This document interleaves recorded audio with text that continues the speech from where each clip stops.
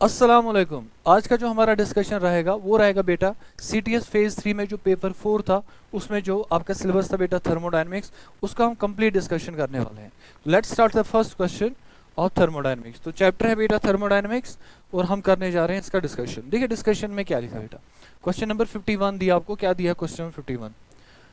The work done during the expansion of a gas, gas का expansion हो रहा है from A volume of 4 decimetre cube two 6 decimetre cube, मतलब 4 litre से 6 litre against a constant external pressure. External pressure जो है वो constant है, कितना है 3 atm। आपको पता है ना वर्क डन कितना होगा।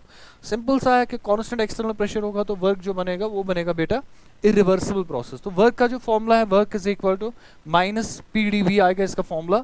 तो हम कैसे निकालेंगे बेटा, माइनस प्रेशर कितना है बेटा, what is the external pressure, this pressure is external pressure. External pressure की वैल्यू कितनी दी है बेटा 3 atm, तो यहाँ पे लिखेंगे हम 3 atm। डेल्टा बी किसके बराबर आएगा बेटा V2 माइनस V1, तो V2 माइनस V1 किसके बराबर आएगा, it is equal to minus 3 atm। What's V2 value equal to, V2 is final volume that is 6 litre minus initial is 4 litre, तो minus करेंगे 4 और आंसर आएगा लीटर। तो volume कितना आएगा माइनस 3, 3 इंटू 6 माइनस 4 हो गया 2, 3 इंटू 2 हो गया 6 atm लीटर। लेकिन हमें जो ऑप्शंस दिए हैं, ऑप्शंस में हमें जो यूनिट ऑफ एनर्जी दिया है वो दिया है जूल, इससे हम एटीएम लीटर को जूल में कन्वर्ट करेंगे। तो एटीएम लीटर जो होता है वो याद रखेंगे आप बेटा, 1 एटीएम लीटर जो होता है वो होता है बराबर 101.3 जूल के बराबर। तो 1 एटीएम लीटर का वैल्यू बेटा आप याद रखेंगे दैट इज 101.3 जूल्स के बराबर होता है। तो हमें सिंपली सब्स्टिट्यूशन करना है, हम निकाल लेंगे इसका आंसर। तो वर्क किसके बराबर, work is equal to minus आएगा 6 एटीएम लीटर के बदले लिखेंगे हम 101.3 जूल्स, ये आएगा बेटा हमारा work. W is equal, W की वैल्यू कितनी आएगी, that's equal to minus 6 into 100 कितना होगा, लगभग 600। तो साइन तो आएगा माइनस का, मतलब जो पहला ऑप्शन होगा वो करेक्ट होगा, माइनस 608 जूल्स आएगा बेटा इसका answer. First option would be the correct answer. In an isochoric process, isochoric process में the increase in internal energy, increasing internal energy किसके बराबर होता है, equal to heat energy absorbed equal to heat energy evolved equal to the work done और equal to zero. Internal energy कितना increase होगा in an isochoric process, तो हम simply इसमें अप्लाई करेंगे first law of thermodynamics. First law of thermodynamics क्या कहता है कि चेंज इन इंटरनल एनर्जी जो डेल्टा यू होगा वो होगा बराबर Q प्लस W, वो होगा Q प्लस W के बराबर। अब हमें प्रोसेस वहीं से दिया है कि प्रोसेस जो है वो एक आइसोकोरिक प्रोसेस है। If the process isochoric that means volume तो कांस्टेंट रहेगा।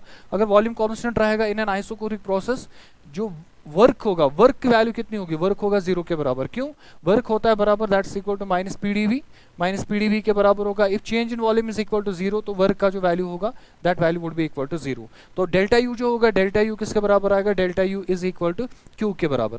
अब आपको यहाँ पे लेगा in isochoric process the increase in internal energy, internal energy में इंक्रीज हो रहा है तो डेल्टा यू का साइन जो होना चाहिए शुड बी पॉजिटिव। तो क्यू का साइन भी तो पॉजिटिव होना चाहिए, क्योंकि इस आइसोकोरिक प्रोसेस में जो इंटरनल एनर्जी में चेंज आएगा वो सिर्फ हीट एनर्जी की वजह से आएगा।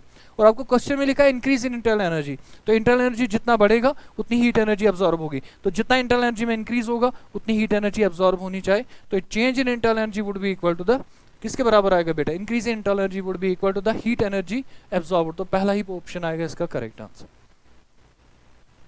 The favorable condition, number 53, the favorable condition for a spontaneous reaction is, अगर कोई spontaneous reaction है उसका favorable condition क्या है, सीधे गिब्स हेल्महोल्ट्ज इक्वेशन से सॉल्व करेंगे, इसको आंसर आएगा। गिब्स हेल्महोल्ट्ज इक्वेशन क्या लिखते हैं हम, delta G it is equal to delta H minus T delta S. अब हमें अलग अलग सिचुएशंस दिया, हमें डेल्टा एच भी दिया है, नेगेटिव है, पॉजिटिव है, वो दिया है, हम सब्स्टिट्यूट कर लेंगे। तो हम पहला ऑप्शन ट्राई कर लेंगे। नंबर फर्स्ट ऑप्शन में क्या लिखा है कि जो डेल्टा एच है, फर्स्ट ऑप्शन में देखिए बेटा जो डेल्टा एच लिखा है, डेल्टा एच है इसका पॉजिटिव और डेल्टा एस भी क्या है, दोनों है पॉजिटिव। तो अगर दोनों हो गए पॉजिटिव तो आप देखिए कैसे लिखेंगे आप, डेल्टा जी इज इक्वल तो डेल्टा एच क्या है पॉजिटिव, इसको लिखेंगे प्लस डेल्टा एच और माइनस करके लिखेंगे टी, डेल्टा एस भी क्या है पॉजिटिव, प्लस डेल्टा एस आएगा। तो हम लिखेंगे डेल्टा जी जो होगा, delta ji would be equal, ये आएगा प्लस डेल्टा एच, रहने दो plus delta H, plus minus कितना हो गया माइनस टी डेल्टा एस। तो ये बनेगा आपका इक्वेशन। अब देखिए डेल्टा जी कब आएगा बेटा, डेल्टा जी कब आएगा, अगर डेल्टा जी का वैल्यू आपको निकालना है, स्पॉन्टेनियस बनाना है। स्पॉन्टेनियस कब बनेगा, स्पॉन्टेनियस के लिए जो डेल्टा जी होना चाहिए, फर्स्ट स्पॉन्टेनिटी जो डेल्टा जी होना चाहिए इट शुड बी नेगेटिव। अगर डेल्टा जी नेगेटिव होना चाहिए इसका मतलब जो डेल्टा एच है उसका साइन पॉजिटिव आ गया, टी डेल्टा एस का साइन क्या है नेगेटिव, तो टी डेल्टा एस का मैग्नीट्यूड जो होना चाहिए वो ज्यादा होना चाहिए डेल्टा एच। अगर टी डेल्टा एस की जो वैल्यू होगी वो ज़्यादा होगी देन डेल्टा एच वैल्यू के, तब जो delta G of the process होगा वो नेगेटिव आएगा और प्रोसेस जो होगा दैट वुड बी स्पॉन्टेनियस। अब इसका वैल्यू देखते हैं ऑप्शंस में कैसे दिया। ऑप्शन में लिखा है कि टी डेल्टा एस का जो वैल्यू होना चाहिए, टी डेल्टा एस जो होना चाहिए, टी डेल्टा एस ज़्यादा होना चाहिए, टी डेल्टा एस का मैग्नीट्यूड ज़्यादा होना चाहिए देन डेल्टा एच। हाँ, हम वही बोल रहे हैं कि टी डेल्टा एस की जो वैल्यू होगी अगर वो ज़्यादा होगी देन डेल्टा एच, तो इसका जो डिफरेंस होगा वो नेगेटिव आएगा और डेल्टा जी क्या होगा, वो डेल्टा जी जो हो जाएगा वो हो जाएगा नेगेटिव, तो प्रोसेस उस टाइम पे बनेगा स्पॉन्टेनियस। जब टी डेल्टा एस का जो वैल्यू होगा, T delta S when it is greater than delta H, process would be spontaneous. तो जो फर्स्ट ऑप्शन होगा इसमें, first option would be the correct option. दूसरे ऑप्शन में क्या मसला है, उसमें डेल्टा एच भी पॉजिटिव और डेल्टा एस नेगेटिव है। अगर डेल्टा एस यहाँ पे नेगेटिव होगा, माइनस माइनस क्या बनेगा, प्लस, तो ये भी प्लस बनेगा, ये भी प्लस बनेगा, दोनों प्लस हो गए, डेल्टा जी प्लस हो जाएगा और प्रोसेस क्या बनेगा, नॉन स्पॉन्टेनियस। तीसरे में देखिए डेल्टा एच भी पॉजिटिव, डेल्टा एस नेगेटिव, तो ये पॉजिटिव बनेगा, ये भी बनेगा पॉजिटिव, लेकिन लिखा है डेल्टा एच और डेल्टा टी डेल्टा एस और डेल्टा एच बराबर बराबर होंगे तो पॉजिटिव वैल्यू आएगा, नॉन स्पॉन्टेनियस बनेगा। फोर्थ ऑप्शन देखिए, डेल्टा एच भी पॉजिटिव, डेल्टा एस भी पॉजिटिव, डेल्टा एच भी पॉजिटिव, डेल्टा एस भी पॉजिटिव, डेल्टा एच पॉजिटिव, दोनों पॉजिटिव। अगर ये दोनों पॉजिटिव हो गए, इसका साइन माइनस आएगा, इसका साइन प्लस आएगा। अगर इन दोनों के वैल्यूज बराबर हो गए, वैल्यूज बराबर हो गए, तब याद रखेंगे डेल्टा जी की वैल्यू 0 आएगी, प्रोसेस इज इन इक्विलिब्रियम। लेकिन आपको लिखा है favourable condition for a spontaneous reaction, that's why its correct answer must be only option number 1. The latent heat of vaporization of water दिया at 100 degree centigrade is 540 calorie per gram. Calculate the entropy increase when 1 mole of water at 100 degree centigrade is evaporated. तो हमें निकालना है entropy में कितना increase होगा। Entropy कैसे निकालते हैं, change in entropy we write ds is equal to dq by t, ds is equal to d q divide by t, ऐसे हम लिखते हैं इक्वेशन। तो ds जो होगा ना उसको हम लिखेंगे चेंज इन एंट्रोपी कितना होगा, एवरेज डेल्टा एस जो आएगा वो किसके बराबर आएगा, change in entropy. D Q होगा, डी क्यू देखना है आपको कितनी हीट एनर्जी का एक्सचेंज हो रहा है। We don't write d q, we write q by t, we write q by t, हम ऐसे लिखेंगे बेटा, क्यू बाई टी के बराबर आएगा, क्यू बाई टी के बराबर। अब क्यू कितना है, वो दिया 540, वो दिया क्यू दिया बेटा 540, लेकिन याद रखें इसका जो यूनिट दिया वो दिया कैलोरी पर ग्राम, और आपने जो ऑप्शंस में दिए आंसर्स वो दिए बेटा किस में, मोल्स में। तो 540 दिया है, हमें दिया कैलोरीज में, लेकिन मोल दिया, यहाँ पे ग्राम दिया, तो मैं इस ग्राम वाले वैल्यू को भी मोल बनाऊंगा, इनटू करूंगा बेटा इसको 18, ठीक है, डिवाइड भी करेंगे टेम्परेचर, किस टेम्परेचर पे ऑब्जर्व कर रहा है, 100 डिग्री, 100 डिग्री 373 केल्विन। तो अगर मैं इन दोनों को आंसर, इसका आंसर निकालूंगा, अब जो आंसर आएगा क्या वो 1 ग्राम का आएगा, 18 ग्राम का, 18 ग्राम का आंसर आएगा, दैट मीन्स पर मोल आंसर आएगा। तो अगर मैं इस 18 ग्राम का आंसर निकालूंगा तो आंसर कितना आएगा, answer would be equal to, वो आएगा लगभग 26 के बराबर, 26 कैलोरी पर केल्विन पर मोल। ये होगा बेटा इसका answer, option number first would be the correct answer. Option number first जो होगा वो करेक्ट आंसर आएगा 26 है। The standard Gibbs free energy change for a reaction at 27 degree centigrade is x kilocalorie। एक रिएक्शन है उसमें जो standard Gibbs free energy change है 27 डिग्री सेंटीग्रेड पे, उसकी वैल्यू कितनी दी है, that's equal to x kilo calorie. If equilibrium constant of a reaction is 100, इस रिएक्शन का जो इक्विलिब्रियम कांस्टेंट वो 100 के बराबर है, then r is 2 and r दिया 2 के बराबर कैलोरी पर केल्विन पर मोल, देन x इज, आपको इक्वेशन तो याद होगा कि डेल्टा जी का इक्वेशन किसके बराबर होता है, डेल्टा जी नॉट जो होता है इट इज इक्वल टू किसके बराबर आता है बेटा, delta G naught is equal to minus 2.3 RT, आपको दिया ना बेटा for gases reaction that equilibrium, हाँ RT आएगा, उसके बाद लिखेंगे लॉग ऑफ K लिखेंगे हम बेटा, यहाँ पे लॉग ऑफ K। अब देखो क्या क्या वैल्यू आपको दिया, आपको निकालना है delta G not, delta G not की वैल्यू कितनी दी है बेटा x, लेकिन इस x का यूनिट आप देखिए, इसका यूनिट दिया बेटा किलो कैलोरी, तो kilo calorie it's equal to minus मैं लिखूंगा यहाँ पे 2.3 इंटू लिखूंगा बेटा r का वैल्यू कितना दिया, r इज 2 कैलोरी, 2 कैलोरी दिया, हमें कैलोरी चाहिए या किलो कैलोरी चाहिए, किलो कैलोरी चाहिए, तो इसलिए आपको इस एनर्जी का वैल्यू किलो कैलोरीज में निकालना है। तो यहाँ से भी आपको कैलोरी नहीं लेना पड़ेगा, you have to take the value in calories. तो अगर आप कैलोरीज में लेंगे तो आप कितना वैल्यू लेंगे, आप लेंगे 2 × 10⁻³ अब ये बनेगा किलो कैलोरी। अगर सिर्फ कैलोरी होता तो 2 लेना पड़ता, लेकिन किलो कैलोरी लेना है इसलिए आप 2 × 10⁻³ लेंगे, लिया आपने 2 × 10⁻³।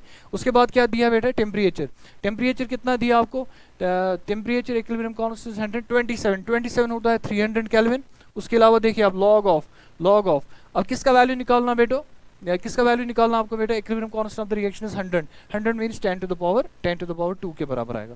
तो x जो आएगा बेटा, x किलो कैलोरीज में कितना आएगा, x किलो कैलोरी में कितना आएगा, इट्स इक्वल टू, इनको मल्टीप्लाई करेंगे तो वो आएगा 2 × 300 हो गया 600, तो बनेगा -2.3 इंटू आएगा बेटा 600 इंटू आएगा 10⁻⁻³ इंटू कितना आएगा बेटा, अब देखिए log ऑफ 10⁻², वो आएगा 2 के बराबर। तो अगर हम इस वाले वैल्यू को सॉल्व करेंगे, इस वाले वैल्यू को सॉल्व करेंगे, इसकी जो वैल्यू होगी वो वैल्यू कितनी आएगी, वो माइनस साइन तो आएगा ही, तो वो आएगा माइनस, अगर मैं इन सब को सॉल्व करूंगा वो आएगा 2.7636 आएगा बेटा इसका answer. First option should be the correct answer.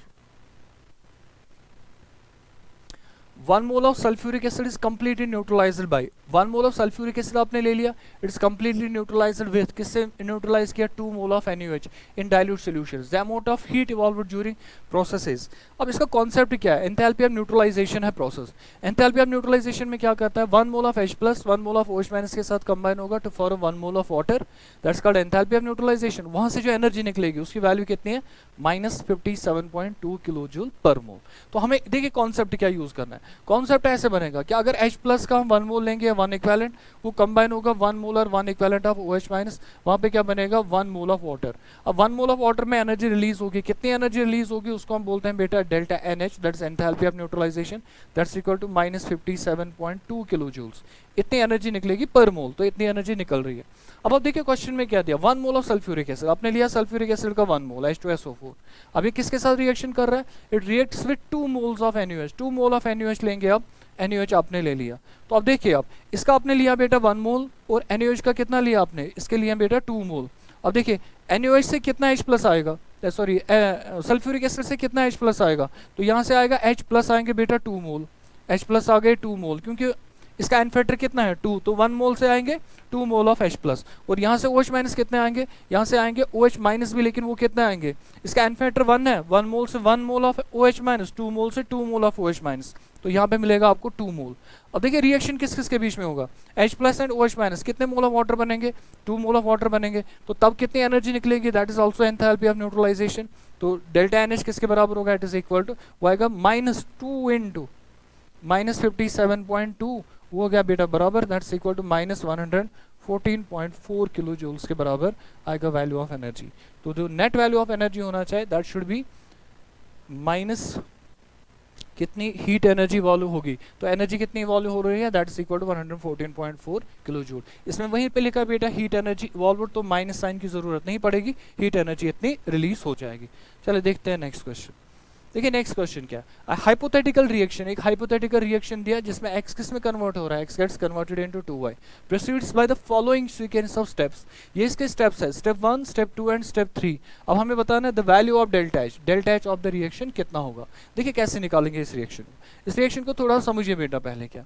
अब देखिए आपको जो रिक्वायर्ड रिएक्शन है ना, रिक्वायर्ड रिएक्शन, उस रिएक्शन में आपको क्या चाहिए, x गिव्स 2y, तो जो हमारा रिक्वायर्ड रिएक्शन है उसमें बोल रहा है कि x जो है वो दे रहा है आपको क्या बेटा 2y, तो x हमारा रिएक्टेंट है, इसका कोएफिशिएंट कितना होगा 1, y हमारा प्रोडक्ट है, उसका कोएफिशिएंट कितना है, कोएफिशिएंट है 2 के बराबर, तो x का जो कोएफिशिएंट है वो 1 के बराबर है, और y का जो कोएफिशिएंट है वो किसके बराबर है, वो 2 के बराबर है। तो अब देखिए आप पहला वाला स्टेप क्या लेंगे, जो पहला वाला स्टेप है ना, जो पहला स्टेप उसमें लिखा हाफ ऑफ x, लेकिन हमें चाहिए 1 टाइम x। इसका मतलब हुआ कि जो पहला वाला स्टेप होगा, पहले वाले स्टेप सारे स्टेप को हमें मल्टीप्लाई करना पड़ेगा बेटा 2 से, इसको मल्टीप्लाई करना पड़ेगा 2 से, तभी ये बनेगा 1 टाइम x, तो 1 टाइम x मिलेगा। अगर 1 टाइम x मिलेगा तो इस प्रोसेस का जो डेल्टा h होगा ना, delta h that would be equal to, आपने मल्टीप्लाई किससे किया 2 से, तो इसका डेल्टा h कितना था q1, वो बनेगा ट्वाइस q1। तो पहले वाले स्टेप में आपको 2 करना है मल्टीप्लाई, वो बनेगा ट्वाइस q1। देखिए दूसरे स्टेप में क्या करना है, z गिव्स 2w, अब यहाँ z तो w है ही नहीं, अभी उसको रहने देते हैं, अभी वेट कर लेते हैं। थर्ड स्टेप पे जाते हैं, थर्ड स्टेप में आपको क्या लिखा हाफ ऑफ y, क्या आपको हाफ ऑफ y चाहिए या 2 टाइम्स y चाहिए, 2 टाइम्स y। इसका मतलब ये वाला जो स्टेप होगा, इस स्टेप को भी हमें मल्टीप्लाई करना पड़ेगा, लेकिन 4 से मल्टीप्लाई करना पड़ेगा। क्यों 4 से, ये हाफ ऑफ y है, जब 4 से मल्टीप्लाई करोगे बनेगा 2 टाइम्स y, तो 2 टाइम्स y बनेगा। इस प्रोसेस का जो डेल्टा h होगा that delta h would be equal to 4 times q3 के बराबर आएगा, 4 टाइम्स q3। अब इसको 4 से मल्टीप्लाई जब आपने किया तो w बनेगा 4 टाइम्स, लेकिन यहाँ पे w कितना है 2 टाइम्स। इसका मतलब अगर यहाँ पे w है 4 टाइम्स, यहाँ पे 2 टाइम्स है, इसको भी 4 टाइम्स बनाना पड़ेगा। 4 टाइम्स कैसे बनाओगे, जब आप इस वाले को भी मल्टीप्लाई किससे करोगे बेटा, मल्टीप्लाई करोगे 2 से, तो जो डेल्टा h आएगा वो किसके बराबर आएगा, delta h would be equal to twice q2, तो डेल्टा h आएगा ट्वाइस q2। तब जो ये वाला रिएक्शन हमें दिया है, इस रिएक्शन का जो डेल्टा h आएगा वो किसके बराबर आएगा, इन्हीं 3 को सम करना है। अगर हम इन्हीं 3 को सम करेंगे तो हमारा नेट रिएक्शन बचेगा x गिव्स 2y। अब देखिए क्या होगा, वहां पे हम लिखेंगे twice q1 plus twice q2 plus करेंगे बेटा 4 टाइम्स Q3, 4 टाइम्स Q3। अब इसको थोड़ा सिंपलीफाई कर लो आप, delta H is equal to common निकालो, ये बचेगा बेटा Q1 प्लस क्या बचेगा Q2 और प्लस क्या बचेगा ट्वाइस Q3 बचेगा लास्ट में। It should be the correct answer. तो ये हमारा आंसर होगा, क्या आंसर बेटा, twice Q1 plus Q2 plus twice Q3, twice Q1 Q2 plus Q3, तो ये आएगा इसका answer Q1 plus Q2 plus twice Q3, और बाहर से भी ट्वाइस है, बाहर से भी twice. Enthalpy of 1 mole of a monoatomic gas is equal to, जो 1 मोल ऑफ मोनोएटॉमिक गैस होता है उसकी एंथैल्पी कितनी होती है। देखिए एंथैल्पी किसके बराबर होता है, enthalpy is equal to E plus PV, enthalpy है E प्लस पीवी के बराबर, internal energy plus pressure volume energy, तो इनको मल्टीप्लाई प्लस कर लेंगे, दैट वो आएगा एंथैल्पी। तो अगर मैं लिखूंगा ना for 1 mole of ideal gas, आपको दिया ना 1 mole of monoatomic ideal gas, PV किसके बराबर है, PV is equal to NRT. तो अगर 1 मोल है तो पीवी किसके बराबर होगा, PV is equal to RT, तो हम पीवी के बदले आरटी लिख सकते हैं। तो we write H is equal to internal energy का वैल्यू, जो वैल्यू होता है ना दैट इज सीवी वैल्यू, वो कितना होता है, दैट्स इक्वल टू 3/2 आरटी। तो आपने लिया 3/2 आरटी, ई के बदले आएगा 3/2 आरटी प्लस पीवी के बदले क्या लिख देंगे हम बेटा आरटी, तो 3/2 आरटी और आरटी कितना होगा, H इज इक्वल टू वो आएगा बेटा 5/2 आरटी के बराबर। तो ये निकलेगा हमारा आंसर जो होगा enthalpy of 1 mole of an ideal gas H would be equal to 5/2 RT. तो ऑप्शन में है एक 5/2 आरटी हमारा ऑप्शन, तो ये आएगा 5/2 RT. Which is true for the combustion of sucrose. अगर आप सक्रूज का कंबशन करोगे तो इनमें से क्या ट्रू है, बस हमें फॉर्मूला एक याद है बेटा, delta H is equal to किसके बराबर होता है, delta E plus delta NGRT, या डेल्टा U लिख सकते हैं आप, डेल्टा NGRT, ये हमारा इक्वेशन है। हमें रिलेशनशिप देखना है डेल्टा H और डेल्टा E के बीच में, तो हमारा जो सारा कंसर्न होगा वो होगा डेल्टा NG के साथ, हमें डेल्टा NG देखना पड़ेगा। तो अगर मैं सक्रूज का रिएक्शन लिखूंगा C12H22O11, H22O11, जो सक्रोज होता है वो सॉलिड होता है, इसका रिएक्शन अगर हम ऑक्सीजन के साथ कराएंगे विच इज गैशियस, करवा दिया रिएक्शन। अब देखिए क्या बनेगा यहाँ से, एक तो बनेगा कार्बन डाइऑक्साइड और वाटर बनेगा, CO2 बनेगा वो भी बनेगा गैशियस, और H2O बनेगा वो भी बनेगा गैशियस स्टेट में, H2O is in gaseous state. अब देखिए आप रिएक्शन को बैलेंस करिए, यहाँ से कार्बन कितना है 12, यहाँ से कार्बन एक ही है तो यहाँ पे आएगा 12। अब देखिए हाइड्रोजन कितने हैं 22, तो यहाँ पे आएगा 11। अब देखिए ऑक्सीजन हो गए बैलेंस, ऑक्सीजन कितने बेटा यहाँ से ऑक्सीजन 11, यहाँ से भी ऑक्सीजन 11, यहाँ से कितने होंगे 12, तो इसको लिख देंगे बेटा 12। अब देखो सारा बैलेंस हो गया। अब इस रिएक्शन का हम डेल्टा NG निकालेंगे, इस रिएक्शन का डेल्टा NG कितना होगा, delta NG would be equal to किसके बराबर आएगा बेटा, वो आएगा 12 प्लस 11, 12 प्लस 11, इसको माइनस करेंगे यहाँ से 12, यहाँ से करेंगे 12, इसका 1 क्यों माइनस नहीं करेंगे, क्योंकि ये सॉलिड है 1 नहीं चाहिए, ये प्लस 12 माइनस 12 कैंसिल हो गया, वो आएगा प्लस 11, तो प्लस 11 आएगा इसका डेल्टा NG। अब डेल्टा NG जो है वो पॉजिटिव निकल रहा है, डेल्टा NG जो पॉजिटिव होगा इसका मतलब है डेल्टा H की वैल्यू ज्यादा होनी चाहिए किससे, डेल्टा E से। अगर डेल्टा NG का वैल्यू पॉजिटिव है 11, ये बनेगा 11 RT, डेल्टा E के वैल्यू को आपको ऐड करना है 11 RT, डेल्टा E के वैल्यू को ऐड करना पड़ेगा 11 RT, तब वो वैल्यू जो होगा वो आएगा डेल्टा H के बराबर। इसका मतलब ये हुआ कि डेल्टा H की जो वैल्यू होनी चाहिए वो डेल्टा E से ज्यादा होनी चाहिए, तो इसका जो करेक्ट ऑप्शन होगा delta H must be greater than delta E, तो पहला ही ऑप्शन इसका करेक्ट होगा। The enthalpy of a reaction at this is this, the enthalpy of a reaction at 273 kelvin दिया है -3.57 kilo joules. What will be the enthalpy of reaction? Enthalpy of reaction क्या होगा कब, at 373 Kelvin, if delta Cp जो होगा वो 0 के बराबर होगा। अब इस रिएक्शन में इस इक्वेशन को हम क्वेश्चन को हम कैसे सॉल्व करेंगे, हमारे पास एक इक्वेशन होता है बेटा that's called Kirchhoff's equation. Kirchhoff's equation आपको याद होगा, वो होता है बेटा डेल्टा Cp किसके बराबर होता है, delta H1 minus delta H2 minus delta H2, delta H1 minus delta H2 divide by क्या करेंगे बेटा T2 माइनस T1, ये आएगा हमारा किरचॉफ्स इक्वेशन। अगर ये किरचॉफ्स इक्वेशन हो गया तो हमें ऑप्शन में क्या दिया, क्वेश्चन में क्या दिया कि डेल्टा Cp की वैल्यू जो है वो 0 के बराबर है, तो मैं इस इक्वेशन में डेटा पुट करके आंसर देखते हैं। डेल्टा Cp की वैल्यू 0 लिखते हैं, that's equal to delta H1 minus करेंगे बेटा डेल्टा H2 लिखेंगे, डिवाइड क्या करेंगे T2 माइनस T1, इसके साथ मल्टीपल होगा तो 0 हो जाएगा, सीधे ही T2 माइनस T1 जो होगा वो 0 होगा, T2 माइनस T1। तो ये T2 माइनस T1 जो है ना बेटा, इसको मैं यहाँ से हटा के इसके साथ मल्टीप्लाई करूंगा, तो अब देखो आंसर आएगा कि नहीं, तो ये वैल्यू जो होगा ये यहाँ से निकाल देंगे बेटा, वी राइट 0 और यहाँ पे लिखूंगा मैं T2 माइनस T1, तो ये बनेगा डेल्टा H1, तो तो ये बनेगा डेल्टा H2। अब देखिए इसका वैल्यू 0 है तो 0 किसके बराबर आएगा, डेल्टा H1 माइनस क्या हो जाएगा बेटा, डेल्टा H2। अगर ये दो बराबर हो गए, ये प्लस है यहाँ से इसको यहाँ लेके आओ, या ये माइनस है वहाँ लेके आओ, तो डेल्टा H1 जो होगा, डेल्टा H1 जो होना चाहिए उसकी वैल्यू किसके बराबर होनी चाहिए, डेल्टा H2 के बराबर होनी चाहिए। Value should be equal. तो अगर वैल्यूज बराबर होने चाहिए, देखो आपको क्या दिया था, एट 273 केल्विन आपको डेल्टा H दिया था 3.57, आपको 373 पे डेल्टा H निकालना था, एंथैल्पी ऑफ रिएक्शन। तो 273 पे कुछ वैल्यू होगा, 373 पे कुछ वैल्यू जो आएगा वो आपको निकालना था, लेकिन इसमें डेल्टा C भी 0 था, तो डेल्टा H1 किसके बराबर होगा, डेल्टा H2 के बराबर। अब डेल्टा H1 कितना दिया, -3.57, यहाँ पे भी आंसर आएगा कितना, -3.57 kilo joules. The enthalpy of formation, enthalpy of formation दिया बेटा C2H4 का, गैस स्टेट में है, carbon dioxide gas and water liquid. Enthalpy of formation है 25 degree centigrade and 180 M pressure. इनके वैल्यूज आपको दिए हैं, 3 वैल्यूज दिए हैं, आपको क्या निकालना है, the enthalpy of combustion of C2H4 will be. तो चले देखते हैं, अभी पहले हम देखते हैं नंबर 1, हमारा जो टारगेट इक्वेशन होगा वो क्या होगा। पहले टारगेट इक्वेशन पे जाते हैं। टारगेट इक्वेशन क्या है हमारा, देखिए आप, टारगेट इक्वेशन है the enthalpy of combustion of ethene है ये C2H4। तो enthalpy of combustion of ethene जो होगा C2H4, ये आपको निकालना है। C2H4 जो होता है it is a gas, plus ethene जो होता है गैस होता है, ऑक्सीजन के साथ रिएक्शन करवाएंगे, ऑक्सीजन के साथ रिएक्शन करवाएंगे, product will be carbon dioxide and water. Carbon dioxide बनेगा और बनेगा बेटा इसमें वाटर, H2O बनेगा। अब इस रिएक्शन को पहले बैलेंस करते हैं, बैलेंस करके देखते हैं। यहाँ से कार्बन 2 है, यहाँ से कार्बन 1 ही है, तो इसको ट्वाइस कर लेते हैं, हो गया यहाँ से ट्वाइस। उसके बाद देखिए हाइड्रोजन यहाँ से 4 है, वहाँ से 2 ही है, इसको 2 कर लेते हैं। अब ऑक्सीजन देखिए 2 2 4 4 2 हो गए 8, तो ये हो गया कितना बनेगा, 2 2 4 4 और 2 कितने हो गए 8, तो यहाँ पे बनेगा बेटा 4 टाइम्स O2। ये हमारा इक्वेशन, जो हमारा टारगेट इक्वेशन है वो ये वाला इक्वेशन है हमारा टारगेट इक्वेशन। अब इसी इक्वेशन को हमें निकालना है इस डेटा से, एंथैल्पी ऑफ फॉर्मेशन से। अब जो हमें बाकी इक्वेशंस दिए हैं वो क्या क्या दिया है, पहले दिया बेटा आपको C2H4 का दिया एंथैल्पी ऑफ फॉर्मेशन।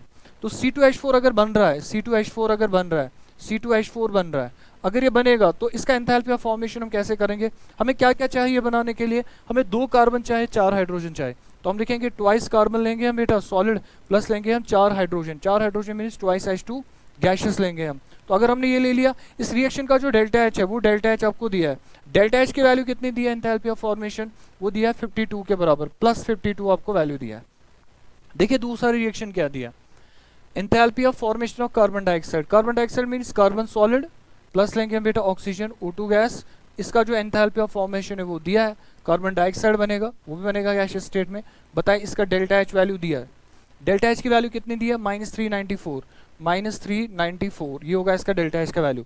अब लास्ट वाला इक्वेशन देखिए, लास्ट वाला इक्वेशन क्या दिया होगा आपको, दिया enthalpy of formation of water. अगर आप वाटर बनाएंगे तो क्या क्या चाहिए, एक तो H2 चाहिए, प्लस वो चाहे हाफ ऑफ O2 चाहिए, क्या बनेगा बेटा H2O बनेगा।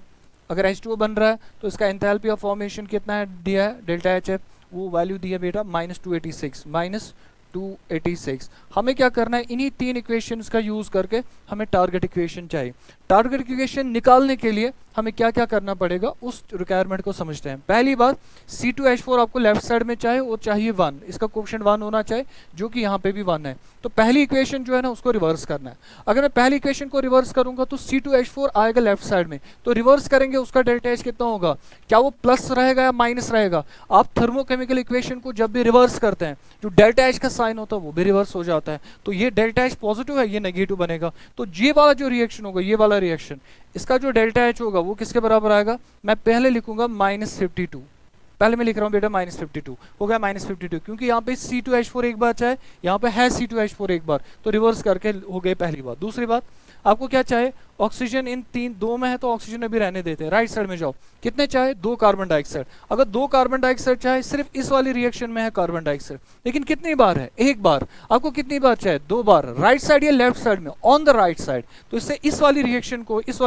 को सिर्फ हम मल्टीप्लाई करेंगे 2 से, तो ये वाला जो रिएक्शन होगा उसको 2 से मल्टीप्लाई करेंगे, आंसर आएगा। अब 2 से मल्टीप्लाई करेंगे, keep the equation as such, और कुछ नहीं करना है, 2 से मल्टीप्लाई करो, वो है -394, तो ये बनेगा बेटा, उसके बाद प्लस लिखेंगे, प्लस क्या होगा, 2 इंटू कितना आएगा बेटा 394 लिख दिया, हो गया यहाँ तक। उसके बाद क्या करेंगे, नंबर 3 देखते हैं, नंबर 3। उसके बाद देखिए अब क्या रिक्वायरमेंट है आपका, अब आपका रिक्वायरमेंट है वाटर। वाटर कितनी बार है, 2 बार है, राइट साइड में, लेफ्ट साइड में, ऑन द राइट साइड। अगर वाटर राइट साइड में है तो आपको 2 बार चाहिए ना, अगर आपको 2 बार चाहिए तो आप इस वाली इक्वेशन को भी मल्टीप्लाई करेंगे किससे, मल्टीप्लाई करेंगे 2 से, जो 2 से मल्टीप्लाई करेंगे वो कितना बनेगा, वो बनेगा प्लस, मैं लिखूंगा इसको -2 इंटू कितना आएगा बेटा 286, 286। अब हमें इसी को सॉल्व करना है, इसको सॉल्व करेंगे तो देखो कितना होगा बेटा, delta H is equal to minus, तो आंसर कितना आएगा, ये भी माइनस बनेगा, ये भी माइनस बनेगा, माइनस बनेगा, इसका मतलब इन दोनों में से एक होगा। अब देखिए ये जो वैल्यूज है ये बड़े वैल्यूज है, 2 इंटू 394, 2 इंटू 286, तो वैल्यू जाएगा 1000 के पार, 1000 के पार अगर गया तो इसका जो करेक्ट आंसर होना चाहिए that should be equal to -1412 kilo joule per mole, क्योंकि ये भी नेगेटिव है, ये भी नेगेटिव है, ये भी नेगेटिव है, तीनों नेगेटिव हो जाएंगे, आंसर वुड बी नेगेटिव। लेकिन ये वाला नेगेटिव वैल्यू छोटा है, इट इज 141.2, वहां पे वैल्यू कितना है 1412, वो ज्यादा वैल्यू होगा, वही उसका आंसर निकलना चाहे अकॉर्डिंग टू द डेटा जो हमें यहाँ पे आ गया, तो answer should B -1412 kilo joule per mole, this should be the correct answer. देखिए इस क्वेश्चन में क्या करना है बेटा, Cl2 गैस जो है वो कन्वर्ट हो रहा है ट्वाइस Cl गैस में, in this process the value of delta H would B, देखो यहाँ पे क्या है, क्लोरीन गैस है बेटा, क्लोरीन गैस का फ्रेगमेंटेशन हो रहा है, टूट रहा है, डिसोसिएशन हो रहा है, Cl2 मॉलिक्यूल जो है वो कन्वर्ट हो रहा है ट्वाइस Cl में, Cl में कन्वर्ट हो रहा है, तो इन मॉलिक्यूल्स को तोड़ना पड़ेगा, ऐसे ये जो बॉन्ड होगा ना ये तोड़ना पड़ेगा, तोड़ने के लिए क्या चाहिए, डेल्टा H मीन्स पॉजिटिव होना चाहिए, तो जो डेल्टा H होना चाहिए वो पॉजिटिव होना चाहिए, क्योंकि ये डिसोसिएशन करवाना आपको, डिसोसिएशन करो, तोड़ना है इसको, फ्रैगमेंटेशन करना है, delta H should B positive, तो इसका जो करेक्ट ऑप्शन होगा वो होगा बेटा पहला ही option positive. The heat of solution, the heat of solution of anhydrous copper sulphate, आपको एनहाइड्रस कॉपर सल्फेट दिया उसका हीट ऑफ सोल्यूशन, और हाइड्रस कॉपर सल्फेट दिया उसका हीट ऑफ सोल्यूशन आपको दिए हैं, दोनों के वैल्यू दिए हैं। What will the heat of hydration of anhydrous copper sulphate, हम पहले इनके इक्वेशंस लिख लेते हैं, इक्वेशन लिख के खुद आइडिया आएगा करना क्या है। देखिए पहला क्या देते हैं, heat of solution of anhydrous copper sulphate, आपने लिया एनहाइड्रस कॉपर सल्फेट सॉलिड लिया आपने, ये कॉपर सल्फेट सॉलिड जो होगा ये कन्वर्ट हो जाएगा कॉपर सल्फेट एक्वस में, कॉपर सल्फेट एक्वस।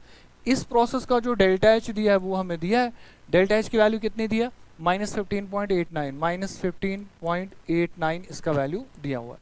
देखिए दूसरा क्या दिया, एंथैल्पी ऑफ हाइड्रेशन ही दिया ना, heat of solution, heat of solution दिया है, अब इसका भी हीट ऑफ सोल्यूशन दिया है, किसका, कॉपर सल्फेट पेंटाहाइड्रेट, इसका भी हीट ऑफ सोल्यूशन दिया है, कॉपर सल्फेट पेंटाहाइड्रेट जो है, अगर मैं इसका हीट ऑफ सोल्यूशन ले लूंगा, जब इसको सोल्यूशन में डिसॉल्व करेंगे ये बनेगा कॉपर सल्फेट एक्वस, उसके अलावा बनेगा ये 5 टाइम्स वाटर, अलग हो जाएगा इससे वाटर, 5 टाइम्स वाटर। इसका जो डेल्टा एच दिया है वो डेल्टा एच की वैल्यू कितनी दिया, वो दिया बराबर that is equal to +2.80, plus दिया है 2.80, ये होगा इसका डेल्टा एच, तो वो आएगा डेल्टा एच जो आएगा वो आएगा +2.80, ठीक है बेटा यहाँ तक। What will be the heat of hydration, आपको निकालना बेटा क्या, हीट ऑफ हाइड्रेशन, तो हीट ऑफ हाइड्रेशन आप कैसे निकालोगे, हीट ऑफ हाइड्रेशन किसका निकालना है, of anhydrous copper sulphate, anhydrous copper sulphate का हीट ऑफ हाइड्रेशन निकालना है।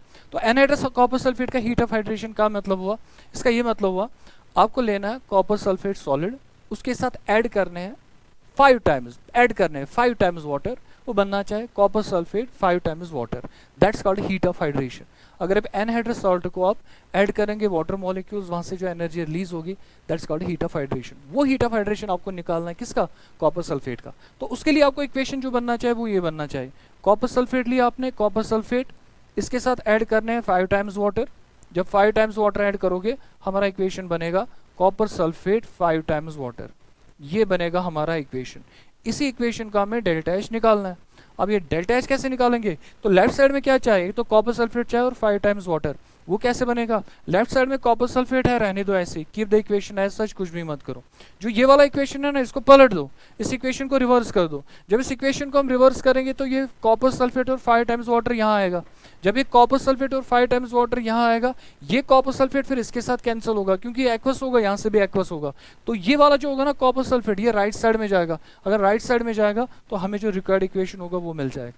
करना क्या, मैं थोड़ा सा इसका आइडिया देता हूँ आपको क्या करना है। देखो बेटा कैसे करना है, अगर मैं इस इक्वेशन को रिवर्स करूंगा, जो सेकंड वाला इक्वेशन है उसको मैं रिवर्स करूंगा, अगर हम सेकंड इक्वेशन को रिवर्स करेंगे, सेकंड इक्वेशन को रिवर्स करना है, रिवर्स करके कैसे लिखेंगे, copper sulphate aqueous plus 5 times water, 5 times water, वो क्या देगा, copper sulphate CuSO4 5 times water. अब ये 5 टाइम्स वाटर यहाँ से भी वहाँ से भी, लेकिन यहाँ से एनहाइड्रस साल्ट माना जाएगा क्योंकि इसके साथ वाटर ऑफ हाइड्रेशन है नहीं, लेकिन वहाँ पे उसके साथ है। अब इसका जो डेल्टा एच होगा, इस क्रॉस का जो डेल्टा एच होगा, यहाँ पे पॉजिटिव तो नेगेटिव बनेगा 2.80। अब आपको क्या करना है, दो रिएक्शन को आपस में ऐड करना है। कौन कौन सा रिएक्शन आपको ऐड करना है, एक तो पहला वाला और जो तीसरा वाला रिएक्शन दिया, इनको आपस में ऐड करना है। जो ये वाला रिएक्शन है, ये वाला और ये वाला, इनको ऐड करो। जब आप ऐड करोगे आपस में, ये कॉपर सल्फेट इस कॉपर सल्फेट के साथ कट जाएगा, हो गया यहाँ तक। और उसके अलावा क्या होगा, इस कॉपर सल्फेट को इसके साथ जोड़ दो।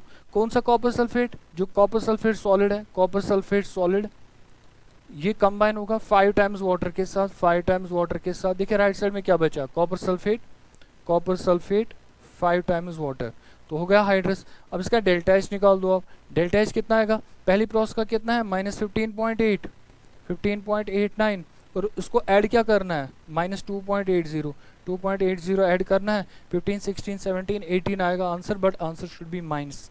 तो जो आंसर माइनस आएगा वो ये वाला आएगा, पहला option, -18.69 should be the correct answer.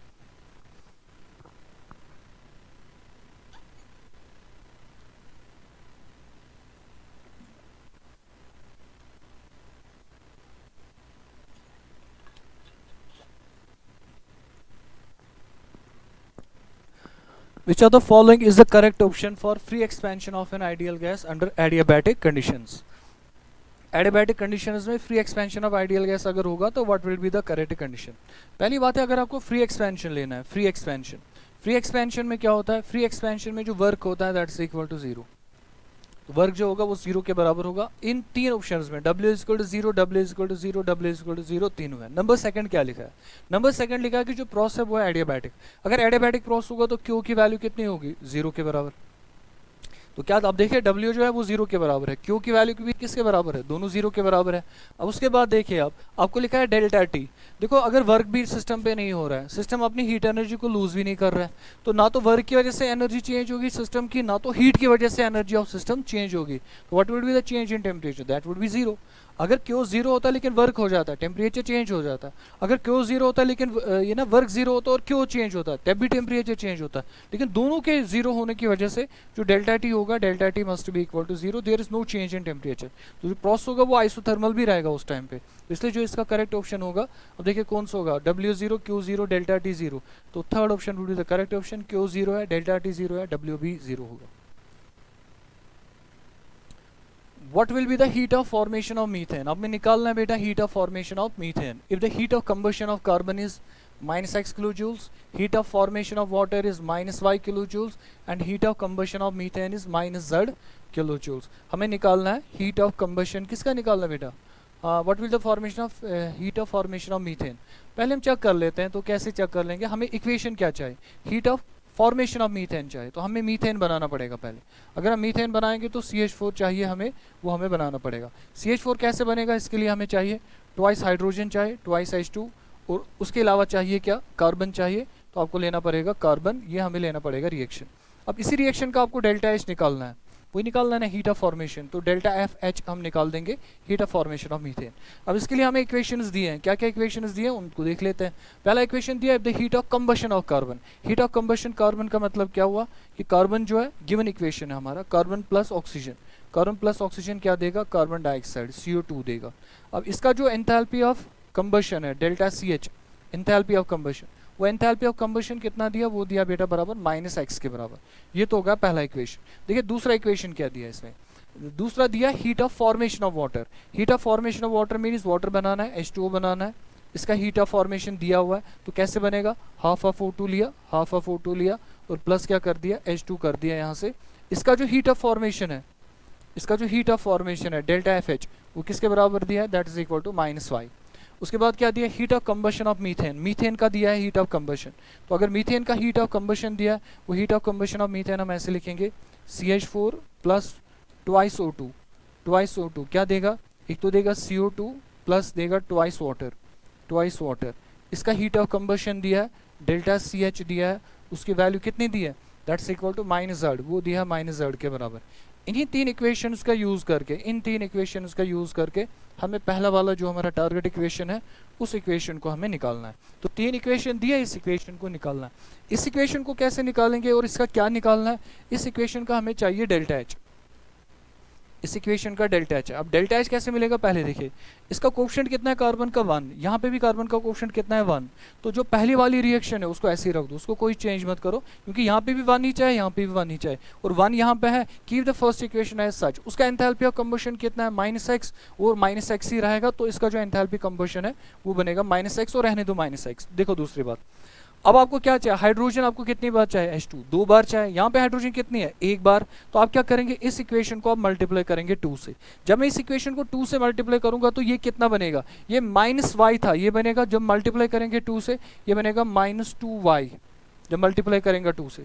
जब हम इस इक्वेशन को 2 से मल्टीप्लाई करेंगे, 2 से मल्टीप्लाई करके ये क्या बनेगा, ये बनेगा बेटा -2y, बनेगा ट्वाइस H2, ये बनेगा O2, बनेगा ट्वाइस वाटर, और वहां से आपको क्या मिलेगा बेटा -2y।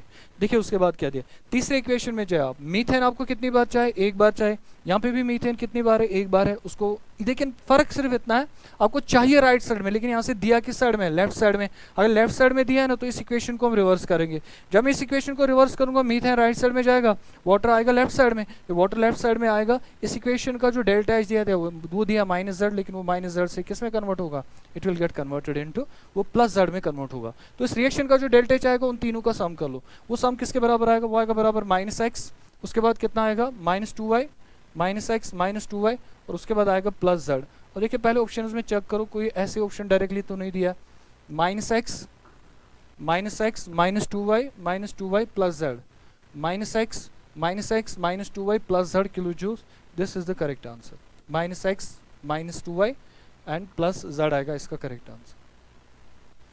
Standard enthalpy of formation of O3 carbon dioxide NH3, और इनके वैल्यूज दिए हैं, तो ये है आपके values. Standard enthalpy of formation आपको 4 कंपाउंड्स के दिए हैं, HIB है इसमें, तो इनका एंथैल्पी ऑफ फॉर्मेशन आपको दिया है, वो वैल्यू दिया।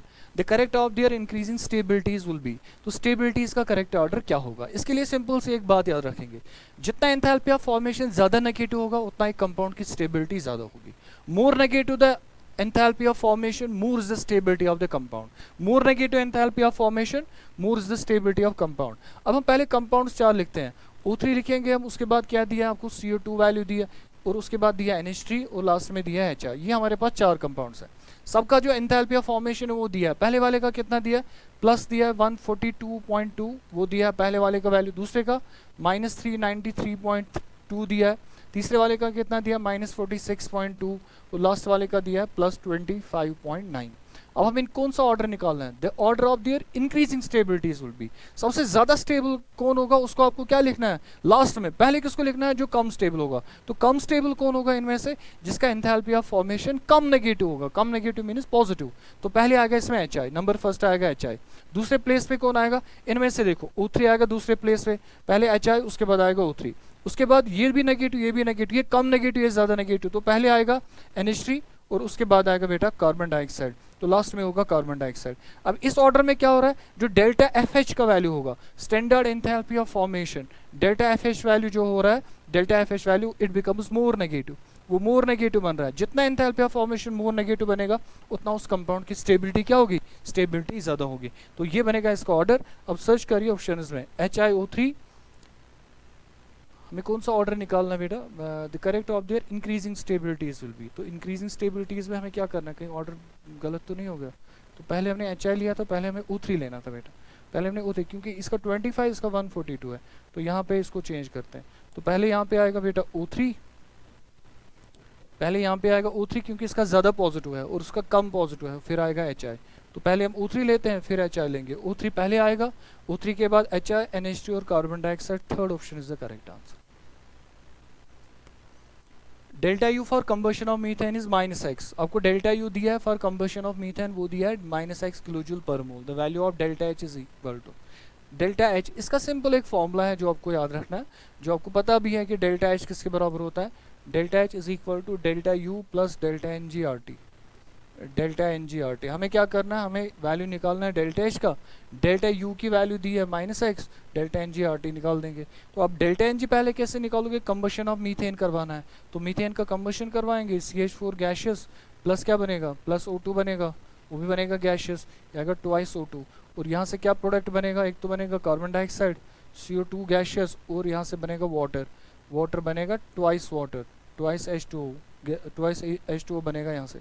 अब देखिए अगर आप इसका डेल्टा एन जी निकालेंगे, what is delta N G equal to, delta N G देखिए किसके बराबर होगा, डेल्टा एन जी आएगा, ये गैशियस है और ये गैशियस है, ये भी गैशियस है, वो आएगा 1 - 3, तो 1 - 3 जो होगा 2 and 1 हो गया ना 3, 1 - 3 इज इक्वल टू -2, तो ये -2 के बराबर है डेल्टा एन जी। तो अगर हम डेल्टा एच निकालेंगे, डेल्टा एच किसके बराबर आएगा, डेल्टा यू की वैल्यू कितनी है -x, लिख दिया -x, प्लस क्या करेंगे, प्लस करेंगे डेल्टा एन जी कितना आ गया -2, और मल्टीप्लाई क्या कर लेंगे आर टी, आर की जो वैल्यू होगी, आर की वैल्यू आर ही रख दो और टी का वैल्यू रख दो, टेम्परेचर स्पेसिफिक नहीं है, नॉट लिखा ना बेटा, नॉट का मतलब है 298 केल्विन, तो ये आएगा 298। अब देखिए डेल्टा एच कितना आएगा, delta H is equal Y का बराबर -x, प्लस और माइनस हो गया -2 × 298 होगा 596, वो आएगा -596 R, this is the correct option. देखिए अब यहाँ से ऑप्शन में से कौन सा करेक्ट होगा, -x -596 R, -x -596 R, that is the answer. Which reaction occurs with the greatest increase in entropy? इनमें से कौन सा रिएक्शन है जिसमें एंट्रोपी में सबसे ज्यादा इंक्रीज हो रहा है, with the greatest increase in entropy, तो एंट्रोपी किसमें इंक्रीज होगी, तो पहली वाली रिएक्शन देख लेते हैं, उसको स्टडी करते हैं। यहाँ से लिक्विड है और यहाँ से गैस है, तो एंट्रोपी तो इंक्रीज हो रही है। अब यहाँ से लिक्विड के 2 मोल्स है, यहाँ से बन रहे हैं गैस, एंट्रोपी तो बढ़ ही रही है, लेकिन गैस के कितने मोल बन रहे हैं 3, ठीक है। ये ट्वाइस NO2, इसका डेल्टा एन जी जो होगा, पहली वाली रिएक्शन का जो डेल्टा एन जी है, वो डेल्टा एन जी किसके बराबर होगा, दैट इज 1, 2 + 1 हो गया 3, तो डेल्टा एन जी है इसका 3। दूसरी रिएक्शन का अगर हम डेल्टा एन जी निकालेंगे, वो डेल्टा एन जी कितना होगा 0 के बराबर, दूसरी वाली रिएक्शन का डेल्टा एन जी 0 है। तीसरी वाली रिएक्शन का जो डेल्टा एन जी है वो भी होगा 0 के बराबर, तीसरी वाली रिएक्शन का डेल्टा एन जी भी 0 है, और लास्ट वाली रिएक्शन का देखिए गैशियस गैशियस और गैशियस, इसका डेल्टा एन जी भी 0 है। तो पहली वाली जो रिएक्शन है उसका डेल्टा एन जी कितना है, वो पॉजिटिव है और 3 भी है, ज़्यादा है, तो इसका जो आंसर होगा that would be the first part ही इसका आंसर आए। In which of the following reactions at constant pressure sign of work done is negative? तो इनमें से साइन ऑफ वर्क डन किसका नेगेटिव होगा, सिंपल सी बात है, साइन ऑफ वर्क डन कब होगा एट कांस्टेंट प्रेशर पे नेगेटिव, जो एक्सपेंशन होगा, अगर एक्सपेंशन होगा तो वर्क इज नेगेटिव, अगर कंप्रेशन होगा तो वर्क इज पॉजिटिव। अब देखिए एक्सपेंशन कहाँ पे हो रहा है, यहाँ पे वाटर सॉलिड से जा रहा है गैशियस में, तो सीधी सी बात है ये एक्सपेंशन होगा, अगर एक्सपेंशन होगा तो वर्क क्या होगा, वर्क मस्ट बी नेगेटिव, तो ठीक है। दूसरी बात देखिए लिक्विड से सॉलिड, वहाँ पे एक्सपेंशन नहीं, यहाँ पे कंप्रेशन होगा, अगर कंप्रेशन होगा तो ये कंप्रेशन में क्या होगा, वर्क इज पॉजिटिव, जो वर्क होगा वो होगा पॉजिटिव, तो दूसरा इसका आंसर हो ही नहीं सकता है। कैल्शियम कार्बोनेट सॉलिड से कहाँ जा रहा है, सॉलिड ही बन रहा है लेकिन गैशियस भी बन रहा है, तो यहाँ पे भी एक्सपेंशन होगा, अगर एक्सपेंशन होगा वर्क जो होगा एक्सपेंशन होगा तो work would be equal to negative. और लास्ट वाला ऑप्शन लिखा ऑल ऑफ दीज, इसमें से वर्क डन इज नेगेटिव, इसके 2 ऑप्शंस आएंगे, वर्क इसका भी नेगेटिव होगा, वर्क इसका भी नेगेटिव होगा। तो एक्चुअली में ये जो क्वेश्चन होना चाहिए should be like this, water liquid to water gaseous, अगर यहाँ पे गैशियस लिखा होता है ना बेटा, यहाँ पे गैशियस लिखा हो, इसका वर्क भी आता नेगेटिव, तो तब इसका ऑप्शन होता है ऑल ऑफ दीज, तो इसमें पहला और तीसरा ऑप्शन करेक्ट है according to the data given in the question. Consider the following statements दिए हैं, आपको सिर्फ चेक करना है कि ट्रू कौन है और फॉल्स कौन है, उतना ही आपको चेक करना है। स्टेटमेंट्स दिए, देखिए स्टेटमेंट क्या दिया, पहला statement, change in state function between 2 states is a definite quantity, बिल्कुल ठीक है, अगर स्टेट फंक्शन में चेंज आएगा बिटवीन 2 स्टेट्स उसका वैल्यू हम निकाल सकते हैं, and does not depend upon the path, बिल्कुल सही है, पहला ऑप्शन जो दिया है वो करेक्ट दिया। Intensive properties can not be algebraically added और सब्ट्रैक्टेड, बिल्कुल ठीक है, इंटेंसिव प्रॉपर्टी तो नॉन एडिटिव होते हैं तो ऐड तो कर ही नहीं सकते हैं। देखिए तीसरा, ratio of 2 extensive properties results in a parameter that depends on amount of substance, अगर आप 2 एक्सटेंसिव प्रॉपर्टीज का रेशियो लेंगे वहां से जो प्रॉपर्टी निकलती है दैट इज इंटेंसिव, वो जो इंटेंसिव होते हैं वो डिपेंड नहीं करेगा on the amount of substance, लेकिन इससे लिखा है डिपेंड करेगा, तो ये गलत होगा। फोर्थ वाला option, molar heat capacity is an intensive property, अक्सर क्लास में बोलते हैं कि जो मूलर क्वांटिटीज होते हैं all of them are intensive, और इसने लिखा है molar quantity is an intensive property, बिल्कुल सही है, ये भी सही है, तो इसका आंसर आना चाहिए TTFT, तो TTFT इसमें एक ऑप्शन दिया है, third option TTFT is the correct answer. Delta H minus delta E is maximum at a given temperature in case of delta H और delta E, delta H minus delta E, तो equation वही है, delta H is equal to delta E plus delta NGRT plus delta NGRT, chemical reactions के लिए हम ये equation लिखते हैं, डेल्टा E को यहाँ लेके आओ, वो बनेगा delta H minus delta E वो किसके बराबर आएगा, it is equal to delta NGRT के बराबर आएगा। अब देखिए अब आपको क्या करना है, delta H minus delta E should be maximum, delta H minus delta is maximum किस में ज़्यादा होगा, जिसमें डेल्टा एन जी की वैल्यू ज़्यादा होगी। जितना डेल्टा एन जी का वैल्यू ज़्यादा निकलेगा, delta H minus delta E की वैल्यू की भी ज़्यादा होगी, क्योंकि डेल्टा एन जी वैल्यू बढ़ने से इसका वैल्यू ज़्यादा निकलेगा। जितना यहाँ से वैल्यू ज़्यादा निकलेगा उतना उनका डिफरेंस ज़्यादा होगा। तो हम चेक करेंगे डेल्टा एन जी किसका ज़्यादा है। पहली वाली रिएक्शन का डेल्टा एन जी देखिए, पहली वाली रिएक्शन का डेल्टा एन जी कितना होगा, delta N G must be equal to 1। पहली रिएक्शन का देखिए दोनों साइड में गैशियस तो है, लेकिन वहाँ से 2 मोल्स है, यहाँ से एक ही मोल है, तो delta N G must be equal to 1। दूसरी रिएक्शन में देखिए इसका भी जो डेल्टा एन जी होगा वो 1 के बराबर होगा, delta N G is equal to 1। तीसरी वाली रिएक्शन में देखिए यहाँ से सॉलिड है लेकिन यहाँ से दोनों गैशियस है, तो डेल्टा एन जी जो होगा that's equal to 2, delta N G है 2 के बराबर। इस रिएक्शन में देखिए यहाँ से भी गैशियस गैशियस, लेकिन यहाँ से 2 मोल गैशियस, तो डेल्टा एन जी होगा इसका 0, delta N G is equal to 0। अब डेल्टा एन जी किसका ज़्यादा है, थर्ड वाली रिएक्शन का डेल्टा एन जी ज़्यादा है, उसी का delta H minus delta E जो होगा उसकी वैल्यू सबसे ज़्यादा होगी। Which has the highest entropy पर मोल ऑफ द सबस्टेंस, इनमें से सबसे ज़्यादा एंट्रोपी किसकी है पर मोल। पहली बात है यहाँ पे 1 atm लिखा है, 1 atm 1 atm, यहाँ पे STP लिखा है तो 1 atm ये माना जाएगा। तो टेम्परेचर कंडीशन सेम है, ये प्रेशर कंडीशन सेम है, टेम्परेचर कंडीशन देखो सेम है different.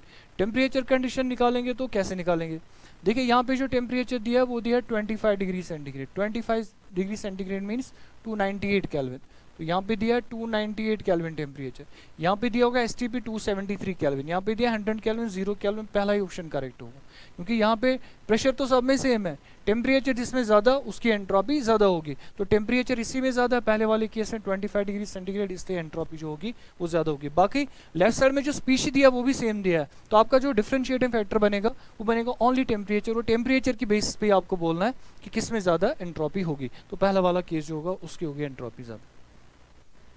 Temperature of 1 mole of A gas is increase by 1 degree centigrade, आपने 1 मोल ऑफ गैस लिया, उसका टेम्परेचर आपने कितने से बढ़ा लिया, by 1 degree centigrade at constant pressure, pressure लेकिन है constant, the magnitude of work done is, बिल्कुल आंसर है।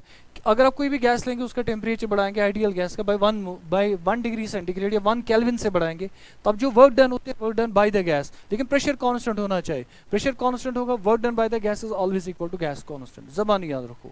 जो गैस कांस्टेंट होता है आर, गैस कांस्टेंट आर का मतलब क्या होता है, work done by 1 mole of a gas when it is temperature is increased by 1 degree centigrade और 1 केल्विन, तो आर आना चाहिए इसका आंसर, R should be the answer. R is work done by, इसको याद रखेंगे आप बेटा, work done by 1 mole of a gas, 1 mole of a gas when temperature is increased by, जब आप टेम्परेचर बढ़ाओगे इंक्रीज बाय 1 डिग्री सेंटीग्रेड और 1 kelvin, 1 kelvin at constant pressure, at constant pressure work done is always equal to the gas constant. तो इसका जो simply gas constant का जो unit, उसका जो यूनिट भी है ना बेटा, what is its unit, joule पर केल्विन पर मोल। तो 1 मोल लिया आपने, उसको टेम्परेचर बढ़ाया बाय 1 केल्विन, उसमें कितने वर्क की वो आएगा उसका वैल्यू, तो R must be the answer, पहला ही ऑप्शन आएगा correct answer. What are the science of entropy change, entropy it must be entropy change plus और minus in the following, a liquid crystallize into solid, liquid से solid बन रहा है, liquid से solid बनोगे तो एंट्रोपी डिक्रीज होगी, answer should be negative, तो पहले वाले में तीनों में नेगेटिव लिखा है। दूसरे वाले temperature of A crystalline solid is raised, अगर टेम्परेचर क्रिस्टलाइन सॉलिड का बढ़ाओगे ना तो एंट्रोपी जो होगी वो इंक्रीज हो जाएगी, तो अगर एंट्रोपी इंक्रीज होगी आंसर शुड बी प्लस, तो पहले वाले का क्या होना चाहिए, उसका आंसर होना चाहिए माइनस, क्योंकि लिक्विड से सॉलिड जा रहे हैं तो ये होना चाहिए माइनस, साइन के हिसाब से माइनस। तीसरा सोडियम हाइड्रोजन कार्बोनेट सॉलिड से टूट रहा है, क्या बना रहा है, सोडियम कार्बोनेट बना रहा है, solid carbon dioxide gas water gas बन रहा है, इसका मतलब जो गैशियस स्पीशी बन रहा है सॉलिड से बन रहे हैं गैशियस स्पीशीज, तो एंट्रोपी बढ़ेगा। यहाँ पे हाइड्रोजन गैसेस से 2 हाइड्रोजन, यहाँ पे डिसोसिएशन हो रहा है, यहाँ पे 1 मोल ऑफ गैशियस स्पीशी है, यहाँ पे 2 मोल ऑफ गैशियस स्पीशी है, तो यहाँ पे भी एंट्रोपी बढ़ेगी, तो answer should be minus plus plus and plus. देखिए इनमें कहाँ से है, माइनस पहले वाले ऑप्शन में ही है, यहाँ पे माइनस है, यहाँ पे प्लस है, यहाँ पे प्लस है, और यहाँ पे भी क्या होगा प्लस।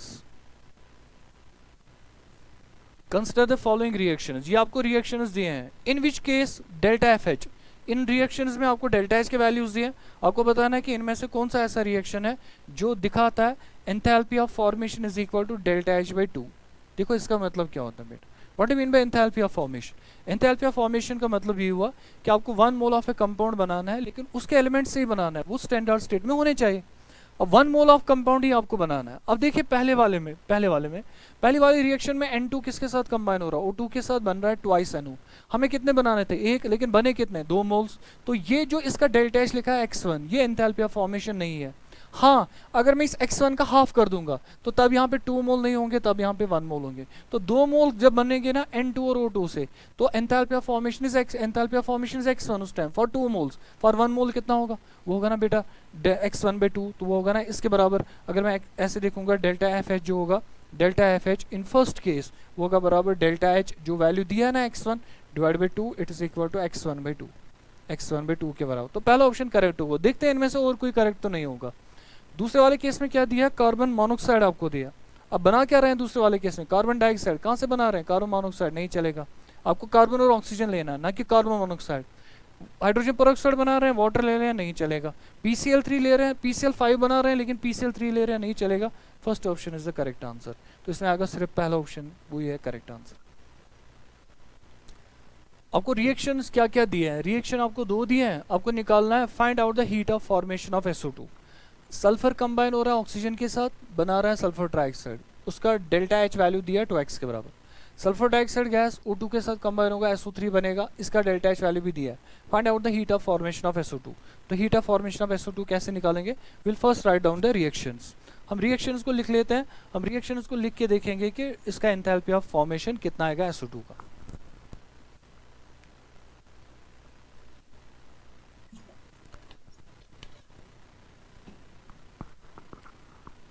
देखिए रिएक्शन लिख लेते हैं। पहला रिएक्शन क्या दिया आपको, पहला रिएक्शन दिया सल्फर, वो दिया सल्फर दिया है सॉलिड, प्लस क्या दिया 3/2 O2 किस में कन्वर्ट हो रहा है, वो कन्वर्ट हो रहा है SO3 गैसेस में। इसका जो डेल्टा H दिया, डेल्टा H पे ध्यान रखिए, डेल्टा H क्या दिया आपको, लिख रहा है एक तो मिल रहा है SO3 और मिल रहा है 2x, मतलब मिल रहा है ना, एनर्जी मिल रही है, तो ये होगा -2x। इसमें मत जाना, यहाँ पे प्लस लिखा है, ये तो इसके साथ मिल रहा है ना, तो आपको मिलेगा -2x। ठीक है।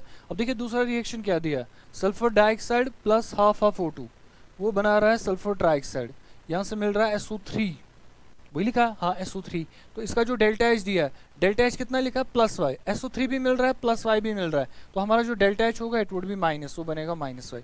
अब आप इन रिएक्शंस को कंबाइन करके क्या निकालना है, आपको निकालना है enthalpy of heat of formation of SO2। आपको SO2 बनाना है, तो SO2 अगर बनाएंगे, SO2 किस साइड में चाहे, राइट साइड में।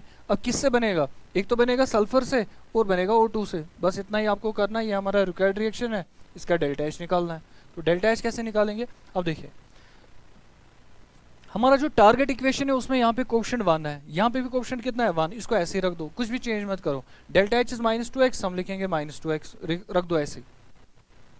इस वाली रिएक्शन में जो SO2 है वो आपको राइट साइड में चाहिए, तो इस वाली रिएक्शन में SO2 एक बार चाहे, यहाँ पे भी एक ही बार चाहे। इस वाली रिएक्शन को रिवर्स कर दो बस और ऐड कर दो दोनों को। ये रिएक्शन ऐसे ही रख दो, इस रिएक्शन को रिवर्स कर लो और फिर ये दो ऐड करो, ये आपको डेफिनेटली मिलेगा। अगर इसको रिवर्स करेंगे तो ये बनेगा +y, ये बनेगा +y के बराबर। अब देखो डेल्टा H कितना आएगा, वो आएगा बेटा -2x + y। तो -2x + y ऑप्शन में तो ऐसा कुछ नहीं दिया, लेकिन यहाँ पे कॉमन निकाला हुआ है। अगर हम माइनस को कॉमन निकालेंगे we can write 2x + y, 2x - y rather, लिख सकते हैं 2x - y। 2x यहाँ पे लिखेंगे -y, ये हमारा होना चाहिए correct answer. 2x - y, -2x - y। A system absorbs 20 kilojoule heat, एक सिस्टम इतनी हीट एनर्जी एब्जॉर्व कर रहा है, कितना एब्जॉर्व कर रहा है 20 kilojoules of heat energy system absorb कर रहा है, and does 10 kilojoule work. Heat energy absorb की 20 तो एब्जॉर्व की, तो इंटरनल एनर्जी बढ़ेगी 20 किलोजूल से। अब उसके बदले वो क्या कर रहा है, and it does 10 kilojoule of work, system खुद वर्क कर रहा है 10 किलोजूल्स। अब उसके बाद क्या होगा, then internal energy of the system will be, internal energy of system कितनी होगी। तो आपने सिस्टम को दी energy 20 kilo joule, system work कर रहा है 10 जूल्स, 20 आपने दी थी, 10 जाया हो गए वर्क में, तो बचे कितने 10 तो बच गए ना। तो इससे इंक्रीज हो गया डिक्रीज, इंक्रीज हो जाएगा, सिंपल सी बात है। जितने एब्जॉर्ब की उसका आधा रिलीज भी किया, एब्जॉर्ब की 20 रिलीज किया 10, बच गए 10, उससे बढ़ेगा इंक्रीज में 10 kilo joule, that is the answer. From the following bond energies, आपको ये बॉन्ड एनर्जीज दिए हैं, आपको क्या निकालना है, एंथैल्पी ऑफ द रिएक्शन। इस रिएक्शन की आपको एंथैल्पी निकालनी है, डेल्टा H इस रिएक्शन का दिया है, निकालना है आपको। अब कैसे निकालेंगे, पहले रिएक्शन लिख लेते हैं। C2H2 मीन्स ऐसे C डबल बॉन्ड C, और यहाँ से एक हाइड्रोजन, यहाँ से एक हाइड्रोजन, लाइकवाइज यहाँ से और एक हाइड्रोजन होगा, तो ये होगा C2H2। प्लस क्या लिखना है, ट्वाइस H2 मीन्स H और H 2 बार है, 2H2 आपको दिया है, 2H दिया है। अब ये क्या दे रहा है बेटा, C2H6। C2H6 मीन्स ऐसे कार्बन 2 और इस कार्बन के हर एक साइड में क्या आएगा बेटा, हाइड्रोजन आएगा, तो बन रहा है अल्केन। अल्कीन का हाइड्रोजनेशन रिएक्शन करवा रहे हैं। इसका डेल्टा एच जो होगा that's called enthalpy of hydrogenation, इसको बोलेंगे आप। ये दिया C2H, इट इज इथाइन बेटा, इसको मैं थोड़ा करेक्शन कर लूँगा यहाँ। तो ये इथाइन दिया है, C ट्रिपल बॉन्ड, C यहाँ पे लिखेंगे H और यहाँ पे भी लिखेंगे H। तो एंथैल्पी ऑफ हाइड्रोजनेशन हमें एक्चुअल में निकालना है। अब निकालेंगे कैसे, वो ध्यान से रखिए आप। देखिए कैसे निकालते हैं। डेल्टा एच जो निकालना होता है फॉर्म बॉन्ड एनर्जीज, वो आता है बराबर बॉन्ड एनर्जीज ऑफ, हम लिखते हैं अक्सर प्रोडक्ट्स, लेकिन यहाँ पे आएगा बॉन्ड एनर्जीज में पहले लिखते हैं रिएक्टेंट माइनस करते हैं bond energy of product, bond energy of reactant minus bond energy of product. तो अगर हम डेल्टा एच निकालेंगे, डेल्टा एच किसके बराबर आएगा, it is equal to bond energy of reactant. तो रिएक्टेंट की क्या बॉन्ड एनर्जीज है, पहले देखिए इसमें C triple bond C bond है, C ट्रिपल बॉन्ड C, उसकी बॉन्ड एनर्जी कितनी है 601। तो मैं पहले रिएक्टेंट साइड लूंगा, उसको लिखूंगा मैं 601 प्लस, देखते हैं उसके बाद क्या आएगा। दूसरा CH बॉन्ड कितना है इसमें 2, तो CH बॉन्ड 2 है, वो है 425, तो मैं इसको लिखूंगा 2 इंटू 425, 2 इंटू 425 हो गया 850, 2 इंटू 425 इज 850, इसको लिख दिया हमने 850 हो गया यहाँ तक प्लस। और बताओ रिएक्टेंट्स में क्या है, HH बॉन्ड है, HH बॉन्ड है लेकिन 2 बॉन्ड्स है, HH बॉन्ड होंगे तो 2 बॉन्ड्स होंगे, अगर 2 बॉन्ड्स होंगे वो कितने होंगे 420, 420 अगर हम 2 बार लेंगे तो कितना होगा 420 वुड बी 420 होगा बेटा किसके बराबर, that would be equal to 840। तो अगर 840 होगा तो मैं प्लस करूंगा इसको, कितना वैल्यू 840 के बराबर, तो लिख दिया यहाँ पर 840 हो गया रिएक्टेंट। अब राइट साइड में क्या है, राइट साइड में प्रोडक्ट है, अब प्रोडक्ट का देखिए कितना आएगा माइनस, अगर प्रोडक्ट लेंगे तो उसमें कितने हैं CH बॉन्ड, उसमें कितने CH बॉन्ड है 6, अगर CH बॉन्ड होंगे उसमें 6, तो हम क्या लिखेंगे, मैं लिखूंगा 6 टाइम्स किसका वैल्यू बेटा 425, 6 टाइम्स 425, उसके बाद प्लस क्या करूंगा, वहां पे कार्बन कार्बन सिंगल बॉन्ड है, कार्बन कार्बन सिंगल बॉन्ड है 340 है, तो यहाँ पे लिखेंगे 340। अगर आप इन सब के वैल्यूज को आप सॉल्व करेंगे, सॉल्व करके तो आंसर निकालना है सिंपल में, answer would be -599 kilo joule per mole. ये आएगा आपका एंथैल्पी ऑफ हाइड्रोजनेशन इस रिएक्शन का -599, तो इसका जो आंसर होगा that would equal to -59। Match the following in list 1 with list 2 and select the correct option. आपको लिस्ट 1 और लिस्ट 2 को मैच करना है। पहली बात है कि Kp जो दिया वो Q के बराबर है, इसका मतलब इक्विलिब्रियम है। Kp is equilibrium constant in terms of partial pressure, Q is reaction coefficient, अगर बराबर होंगे तो इट कॉरस्पॉन्ड्स टू इक्विलिब्रियम, तो हो गया इक्विलिब्रियम। दूसरा देखिए T is greater than delta H और Ts, देखो क्या बेटा T is greater than delta H और Ts, अगर जब भी टेम्परेचर जो होगा उसकी वैल्यू ज़्यादा निकलेगी then delta H divide by delta S से, तब याद रखेंगे जो रिएक्शन होता है, पहली बात है रिएक्शन एंडोथर्मिक भी होगा, एंडोथर्मिक भी होगा और उसके अलावा स्पॉन्टेनियस भी होगा, एक तो एंडोथर्मिक भी होगा और स्पॉन्टेनियस भी होगा। अब ये वाला इक्वेशन कहाँ से आ गया, डेल्टा G किसके बराबर है, that's equal to delta H minus T delta S। अगर डेल्टा G रिएक्शन का 0 होता, कितना होता 0, तब डेल्टा H और टी डेल्टा S आपस में क्या होता है, वो बराबर होता है, होता है टी डेल्टा S के बराबर। तो T किसके बराबर आता है, T delta H divide by delta S के बराबर, लेकिन तब ये बराबर होने चाहिए। अगर T का वैल्यू ज़्यादा निकलेगा, ग्रेटर निकलेगा, ग्रेटर के लिए याद रखेंगे एक तो रिएक्शन एंडोथर्मिक होगा और स्पॉन्टेनियस होगा। अब ऑप्शंस पे जाइए और उनको चेक करिए, T जो होगा एक तो स्पॉन्टेनियस है, यहाँ पे ऑलवेज स्पॉन्टेनियस आइसोथर्मल, ये है फोर्थ ऑप्शन। देखिए फोर्थ ऑप्शन में क्या लिखा है, स्पॉन्टेनियस और एंडोथर्मिक है। अगर डेल्टा H पॉजिटिव है और डेल्टा S नेगेटिव है, जिस रिएक्शन का डेल्टा H पॉजिटिव होगा, डेल्टा H पॉजिटिव होने का मतलब क्या है कि उस रिएक्शन में जो सिस्टम की एनर्जी है वो बढ़ रही है। तो अगर डेल्टा H पॉजिटिव है ना तो रिएक्शन क्या बनेगा, नॉन स्पॉन्टेनियस, फेवर नहीं कर रहा है, अपोज कर रहा है। तो delta S negative, entropy decrease, वो भी अपोज कर रहा है। अगर दोनों अपोज कर रहे हैं तो रिएक्शन क्या रहेगा, ऑलवेज नॉन स्पॉन्टेनियस।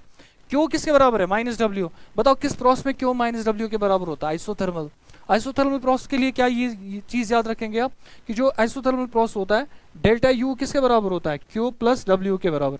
अगर आइसोथर्मल प्रोसेस होगा तो डेल्टा U कितना होगा उसका 0, अगर डेल्टा U 0 होगा तो तब याद रखेंगे कि जो Q होगा Q would be equal to -W। लेकिन किस प्रोसेस के लिए, फॉर आइसोथर्मल, तो Q आएगा किसके बराबर, ये आएगा आइसोथर्मल। अब ऑप्शंस में चेक करो कहाँ पे मैच होता है, A को आएगा 4, A को आएगा 3, A को आएगा 3, 3 ऑप्शन है, B को आएगा 4, B को आएगा 4, पहला ऑप्शन होगा करेक्ट। A को 3, B को 4, C को 1, C को आ रहा है 1 और D को आ रहा है सेकंड, D को आ रहा है second isothermal. The value of delta H and delta S of the reaction for the reaction carbon graphite are this and this. The reaction will be spontaneous at. ये जो मैं अभी बता रहा था वही रिएक्शन है. अब देखो रिएक्शन में क्या क्या दिया आपको. एक तो दिया आपको किस किस का वैल्यू, डेल्टा एच और डेल्टा एस का वैल्यू दिया है. उनके वैल्यूज, ये वैल्यूज आपको दिए हैं. ठीक है, तो ये याद रखेंगे आप. दोनों अगर वैल्यूज दिए, ख्याल एक चीज़ का याद रखना है, यहाँ पे किलो जूल दिया और यहाँ पे जूल दिया. ठीक है, आपको निकालना reaction would be spontaneous at. तो हम सीधे इक्वेशन लिख देंगे. अगर स्पॉन्टेनियस होगा तो डेल्टा जी किसके बराबर होगा, delta G is equal to delta H minus T delta S होगा इसके बराबर. तो मान लेते हैं कि लेट्स एज्यूम कि जो रिएक्शन होता अगर ये इक्विलिब्रियम में होता, if the reaction would have been at equilibrium, तब क्या होता है, डेल्टा जी का वैल्यू जीरो होता है. तो फॉर इक्विलिब्रियम कंडीशन अगर हम इक्विलिब्रियम का कंडीशन सॉल्व करेंगे हमें सब समझ में खुद ही आएगा. फॉर इक्विलिब्रियम क्या लिखते हैं हम कि डेल्टा एच जो होता है वो किसके बराबर होता है, वो होता है टी डेल्टा एस के बराबर. तो तब जो टी होता है वो किसके बराबर होता है, T would have been equal to delta H divide by delta S, वो का डेल्टा एस के बराबर. अब डेल्टा एच की वैल्यू देखिए कितनी दी है, -100 किलो जूल्स. -100 मगर किलो जूल दिया तो किलो के बदले लिखूंगा मैं 10⁻³ डिवाइड बाई. बताओ डेल्टा एस की वैल्यू कितनी दी है, -100. अगर -100 दिया, माइनस माइनस कटेगा, 100 कट गया, वो आएगा आंसर 1000 केल्विन. वो आएगा 1000 केल्विन. इसका मतलब ये जो रिएक्शन होगा ये इक्विलिब्रियम पे कहाँ पे होगी, when delta G would be zero. जिस टाइम पे क्या होगा बेटा, 1000 केल्विन पे डेल्टा जी होगा जीरो. तो अगर हम 1000 से ज़्यादा टेम्परेचर लेंगे, 1000 से ज़्यादा टेम्परेचर लेंगे, तब जो इस रिएक्शन का डेल्टा जी होगा दैट वुड बी नेगेटिव. 1000 पे क्या होगा, इक्विलिब्रियम पे होगा. अगर टेम्परेचर 1000 से ज़्यादा होगा, प्रोसेस जो होगा वो स्पॉन्टेनियस होगा, तो डेल्टा जी उस टाइम पे नेगेटिव होगा. ऑप्शंस में देखें कौन सा टेम्परेचर है जो 1000 से ज़्यादा है, दैट्स 1100. तो 1100 जो होगा वो निकलेगा आपका कौन सा टेम्परेचर, वो टेम्परेचर जिसपे स्पॉन्टेनियस होगा.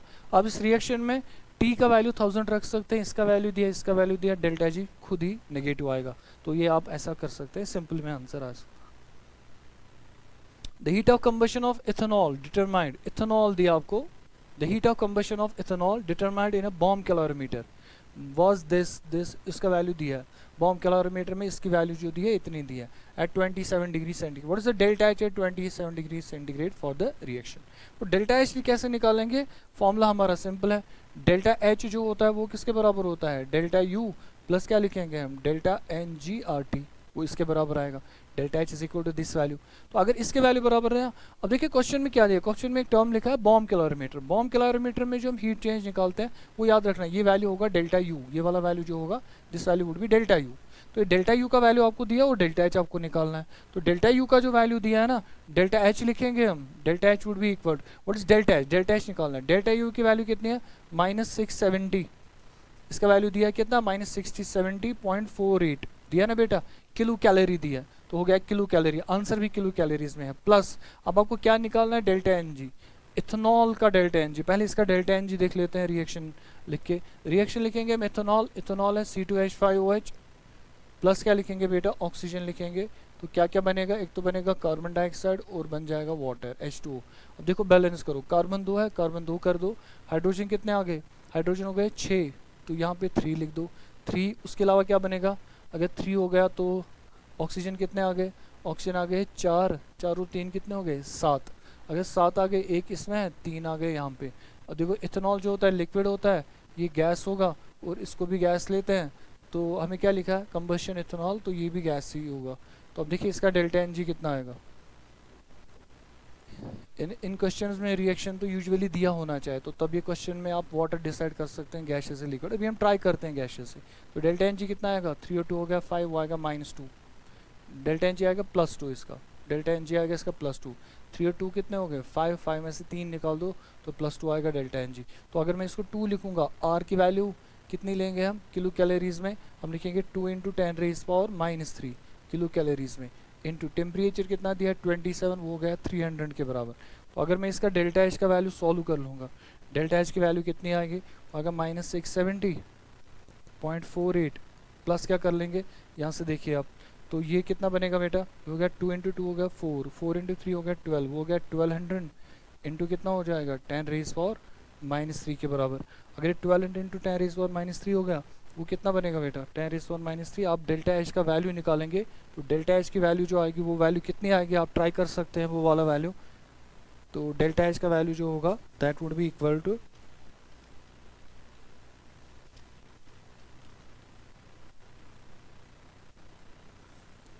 डेल्टा एच का वैल्यू जो होगा बेटा, हमें ऑप्शंस में तो वो मैच नहीं होगा, हमें इस वाटर को लिक्विड स्टेट में जिस हिसाब से क्वेश्चन में दिया ना डेटा बेटा, उस डेटा के हिसाब से हमें जो वाटर लेना पड़ेगा वो लिक्विड स्टेट में लेना पड़ेगा। अगर इसको हम लिक्विड स्टेट में ले लेंगे यहाँ पे, तो लिक्विड स्टेट में लेके आप देखिए बेटा जो डेटा दिया ना उसके हिसाब से, यूजुअली इन क्वेश्चंस में रिएक्शन दिया हुआ होना चाहिए so that you can differentiate कि क्या वाटर को लिक्विड स्टेट में लेना है गैस स्टेट में। अब यहाँ पे दिया नहीं है but it should have been mention. तो देखिए बेटा क्या है, तो यहाँ पे लेते हैं हम इसका, तो इसका डेल्टा एन जी कितना आएगा बेटा 2 - 3, वो बनेगा बेटा -1, तो डेल्टा एन जी आएगा -1।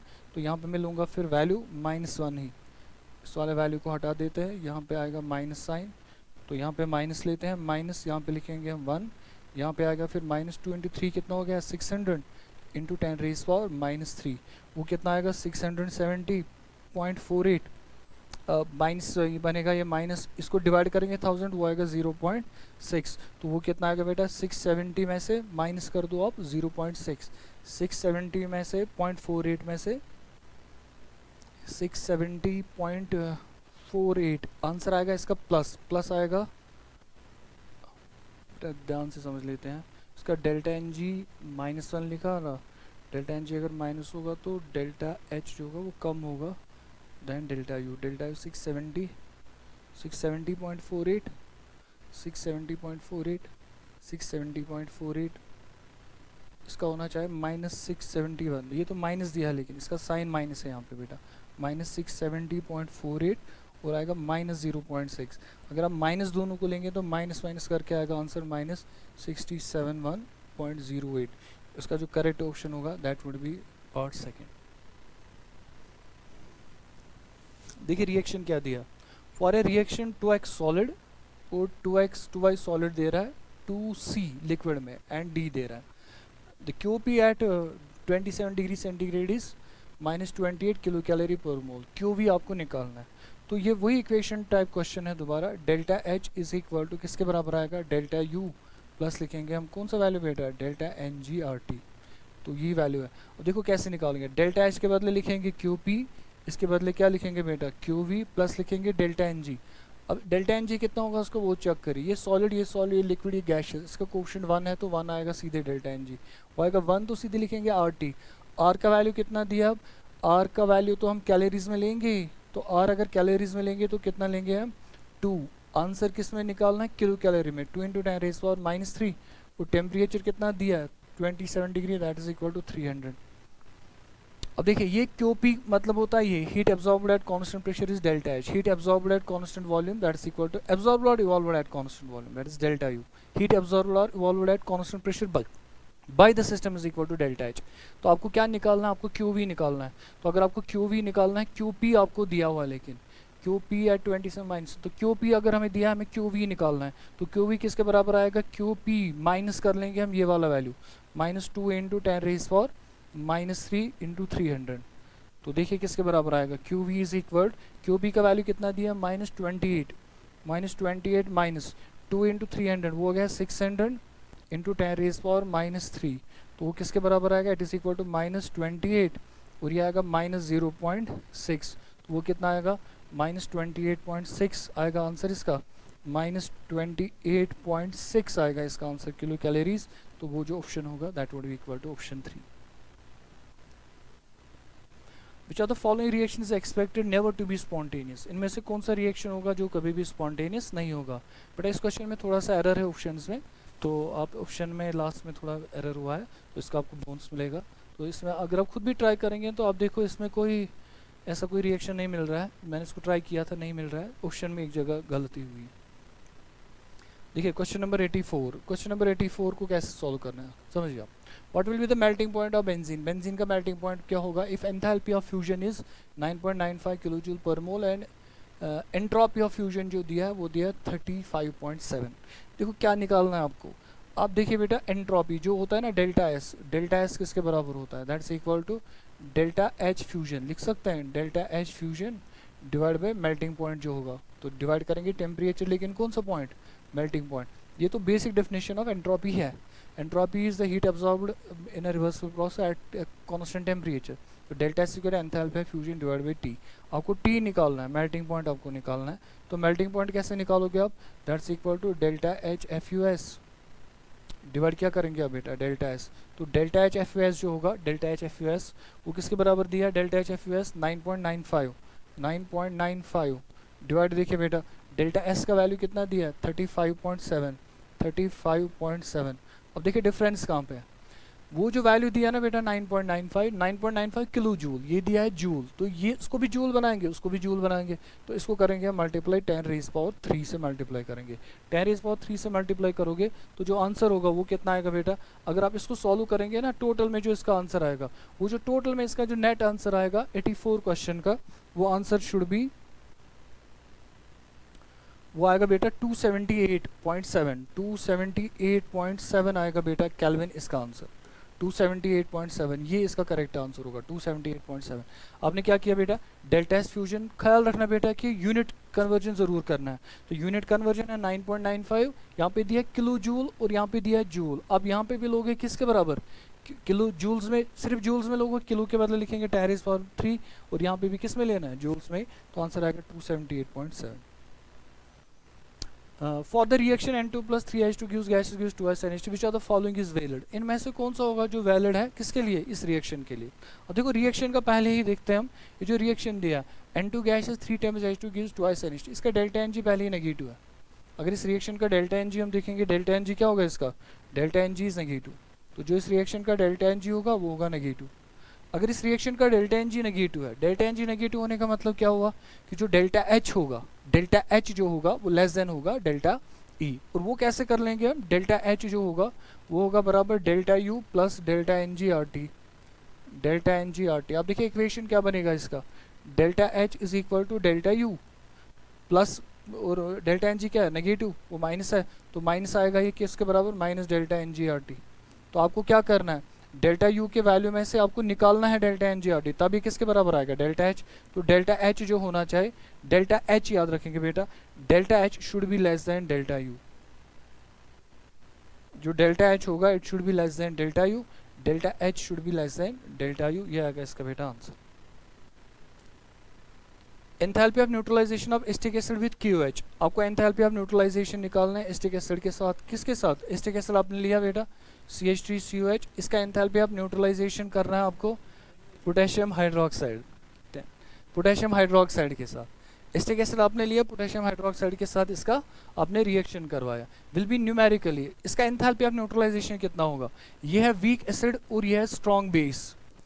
अगर वीक एसिड स्ट्रॉन्ग बेस का एंथैल्पी ऑफ न्यूट्रलाइजेशन करवाएंगे तो जो उसका एंथैल्पी ऑफ न्यूट्रलाइजेशन होगा, enthalpy of neutralization that have to be less than, वो कम होगा किससे, 57.2 से। क्यों होगा 57.2 से कम, क्योंकि यहाँ पे जो एंथैल्पी ऑफ न्यूट्रलाइजेशन होगी that actually should have been minus 57.2, लेकिन कम क्यों होगा, उसमें से कुछ एनर्जी जो होगी वो यूज होगी for the dissociation of weak acid, so it would be less then 57.2। इसका जो करेक्ट आंसर होगा वो होगा less than 57.2, third option is the correct.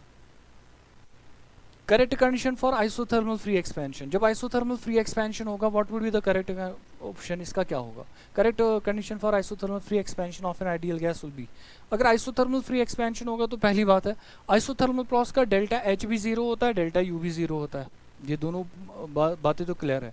अब जो डेल्टा G होगा उसका वो तो नेगेटिव होगा, क्योंकि प्रोसेस तो हो रहा है, एक्सपेंशन तो हो रहा है, तो delta G greater than zero नहीं, it should be less than zero, तो तब जो डेल्टा S टोटल होगा वो ग्रेटर देन जीरो होना चाहिए, total entropy of universe should actually increase, तो डेल्टा S टोटल जो होगा वो greater than zero. Enthalpy of formation is non zero for, enthalpy of formation zero किसके लिए होता है, for elements in their standard states.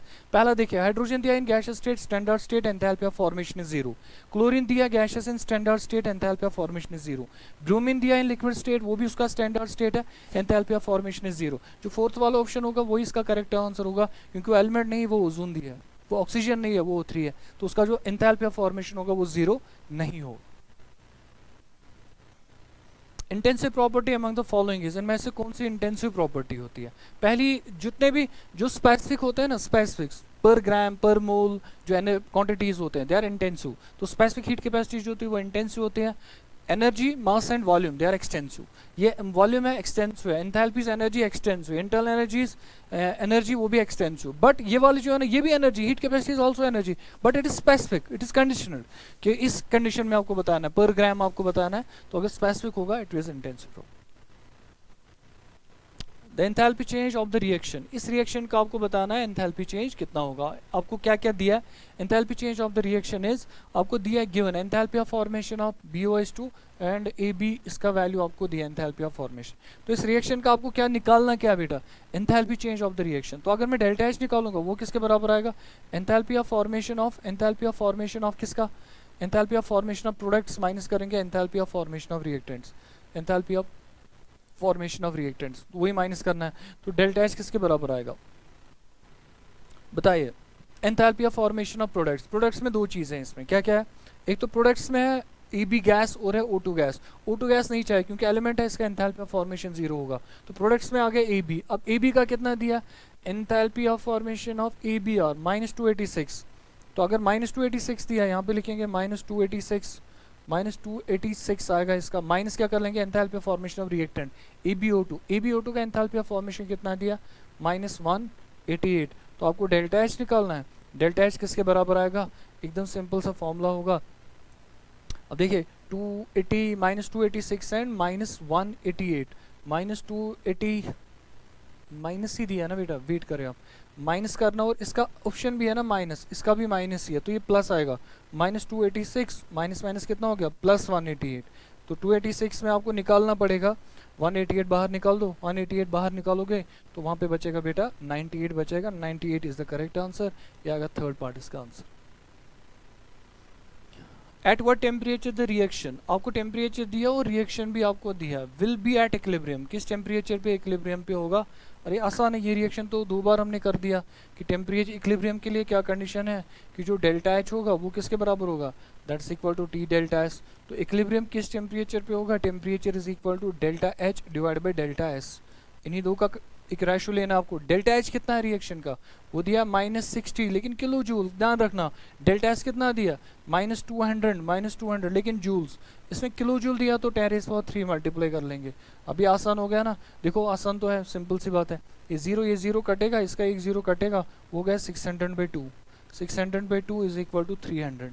तो 300 केल्विन इसका आंसर है। 300 केल्विन कितने सेंटीग्रेड होता है, 25 डिग्री सेंटीग्रेड। तो जो रिएक्शन होगा वो स्पॉन्टेनियस होगा एट 300 इज 27 रादर, तो 27 आएगा बेटा, यहाँ पे आएगा 27 डिग्री सेंटीग्रेड। तो रिएक्शन जो होगा वो स्पॉन्टेनियस होगा at 27 degree centigrade. The heat evolved by the combustion of 1.6 gram of methane gas is, कितनी एनर्जी निकलेगी, enthalpy of combustion of methane आपको दिया -6 किलो जूल्स। देखो आंसर तो सिंपल है, एंथैल्पी ऑफ कंबशन दिया, एंथैल्पी ऑफ कंबशन का मतलब क्या है, अगर मीथेन का 1 मोल ऑफ बर्न करेंगे, मीथेन के 1 मोल का कंबशन करेंगे तो एनर्जी कितनी निकलेगी -6। तो आसान एनर्जी है ना, आसान है आंसर।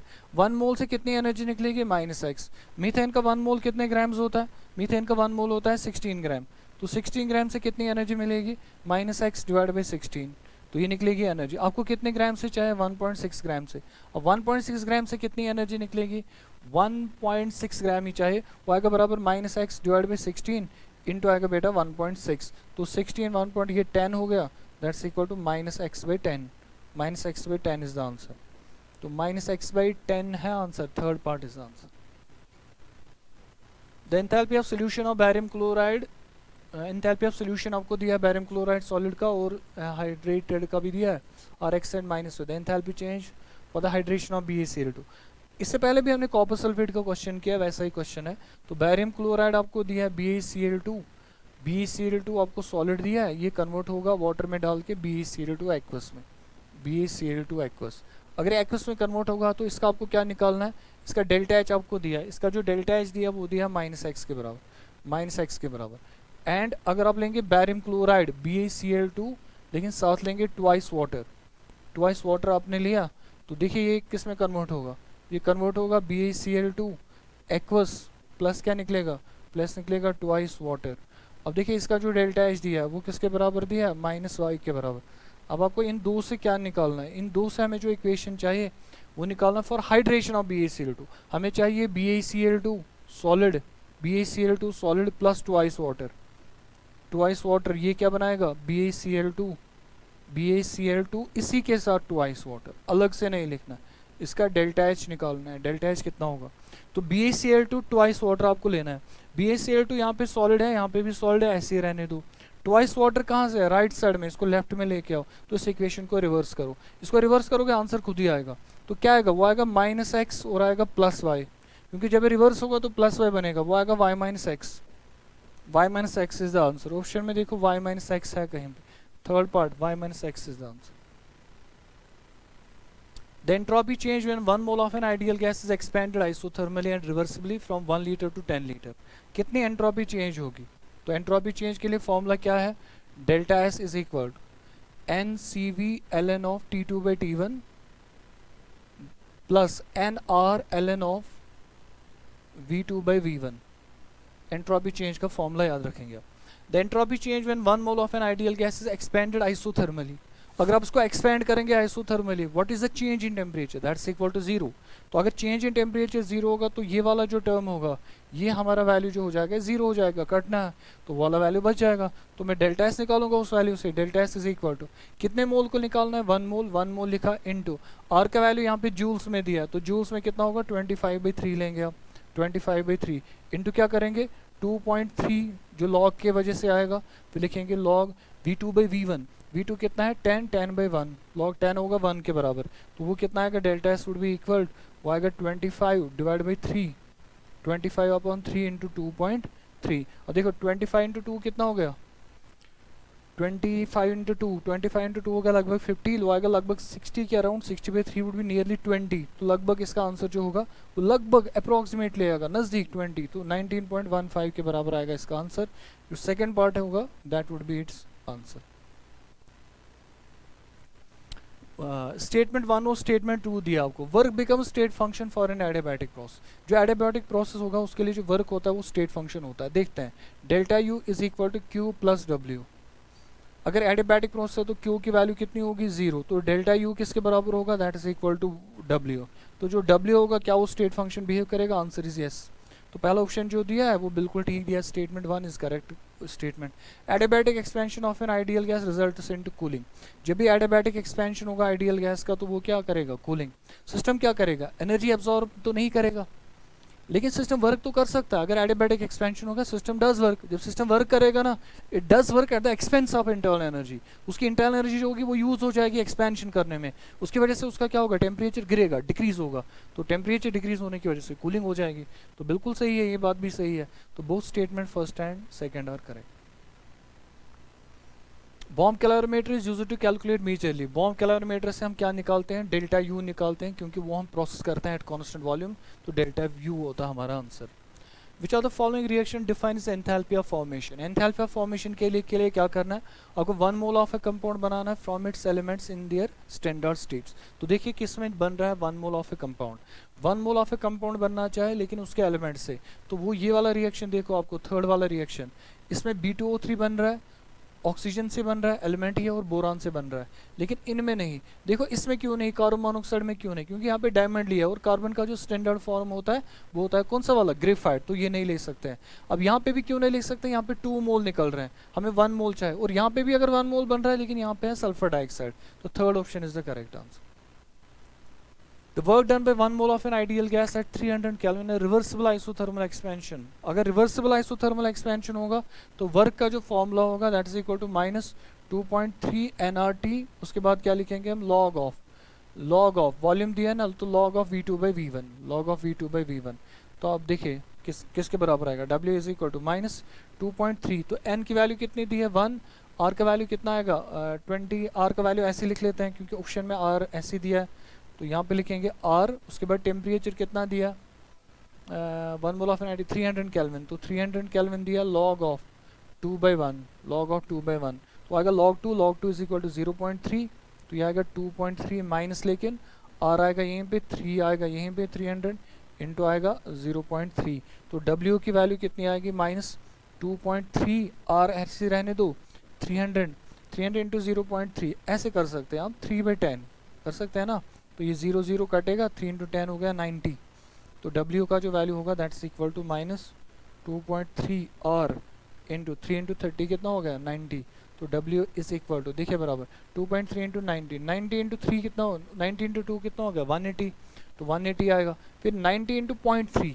तो 180 और 0.3, अब थोड़ा सा अंदाज़ा लगाए ना कितना होता है बेटा, 2.3 और 90, तो 90 इंटू 2 कितना हो गया, वो गया 180, और 90 इंटू 0.3, 90 इंटू 0.3 मीन्स उसका लगभग थर्ड पोर्शन, तो 90.3 आएगा 30, तो 180 और 30 वो अराउंड जाएगा, ऑलमोस्ट अराउंड 305 के अराउंड जाएगा, तो वो जो आंसर होगा that answer would be equal to -305.2 R, जो -300.2 R should be the answer of the question. तो ये इसका आंसर जो होगा बेटा दैट इज इक्वल टू, आप एक बार इसको चेक कर लेते हैं, I'll check it. The work done by 1 mole of an ideal gas at 300 Kelvin in a reversible isothermal expansion from 1 liter to 2 liter is log 2 कितना हो गया 0.3, तो work is equal to -2.303 nRT log of V2 by V1, 2.3 R ऐसे रहने दो into T 300 है, log of V2 by 0.3, तो 0.3 जो होगा 3 by 10 होगा, 0 0 कटेगा, 3 into 10 is 90, तो अगर वो 90 आएगा 90 इंटू 2 बेटा 200 आएगा ना वो, तो 90 टू 200 आएगा बेटा, 200 इसका आंसर जो होगा that would be around minus, यहाँ पे जो आंसर होगा that would be equal to -207 आएगा, नॉट ये वाला वैल्यू नहीं आएगा, 300 नहीं आएगा, क्यों नहीं आएगा, 90 इंटू 2 हो गया 180, 180 और कुछ बढ़ेगा तो 207 के अराउंड तो आंसर आना है, 300 नहीं होगा, तो होगा 98। उसके बाद देखते हैं for which of the following reaction delta H is equal to delta U, delta H किसका, डेल्टा यू के बराबर होगा, जिसका डेल्टा एन जी जीरो होगा। अब डेल्टा एन जी कहाँ पे जीरो है, अब वो देखिए, for which of the following reaction delta H is equal to delta U, delta H जो होगा वो होगा डेल्टा यू के बराबर, तो delta H is equal to delta U fourth reaction में, क्यों, क्योंकि इसका डेल्टा एन जी जो होगा वो जीरो होगा, इसका डेल्टा एन जी जो होगा that is equal to zero. अगर डेल्टा एन जी जीरो होगा, देखिए सॉलिड है गैशियस है, डेल्टा एन जी 1, इसका डेल्टा एन जी होगा -2, इसका डेल्टा एन जी होगा +1, तो डेल्टा एन जी इसी का zero. Select the process for which entropy change is positive, इनमें से कौन सा प्रोसेस होगा जिसमें एंट्रोपी चेंज क्या होगा, पॉजिटिव, तो एंट्रोपी चेंज कहाँ पे पॉजिटिव होगा, लिक्विड से solid entropy change is negative, ठीक, लिक्विड से सॉलिड बन रहा है, नाइट्रोजन गैसेस टू आइसन, इसका डेल्टा एन जी जीरो है तो no entropy change, no change, इसमें चेंज नहीं होगा। बताइए इस वाले में क्या होगा, ये कार्बन, ये गैशियस और ये देखो यहाँ से सॉलिड है, छोड़ दो गैशियस और गैशियस, यहाँ से 1 मोल और यहाँ से कितने 2 मोल, तो entropy change is positive. Last वाले में ये गैशियस सॉलिड बना रहा है, entropy change is negative. In which are the following change entropy change is positive, तो जो एंट्रोपी चेंज पॉजिटिव होगा वो थर्ड वाले ऑप्शन में ही होगा। And that sums up the discussion. All the very best for your rest of exams.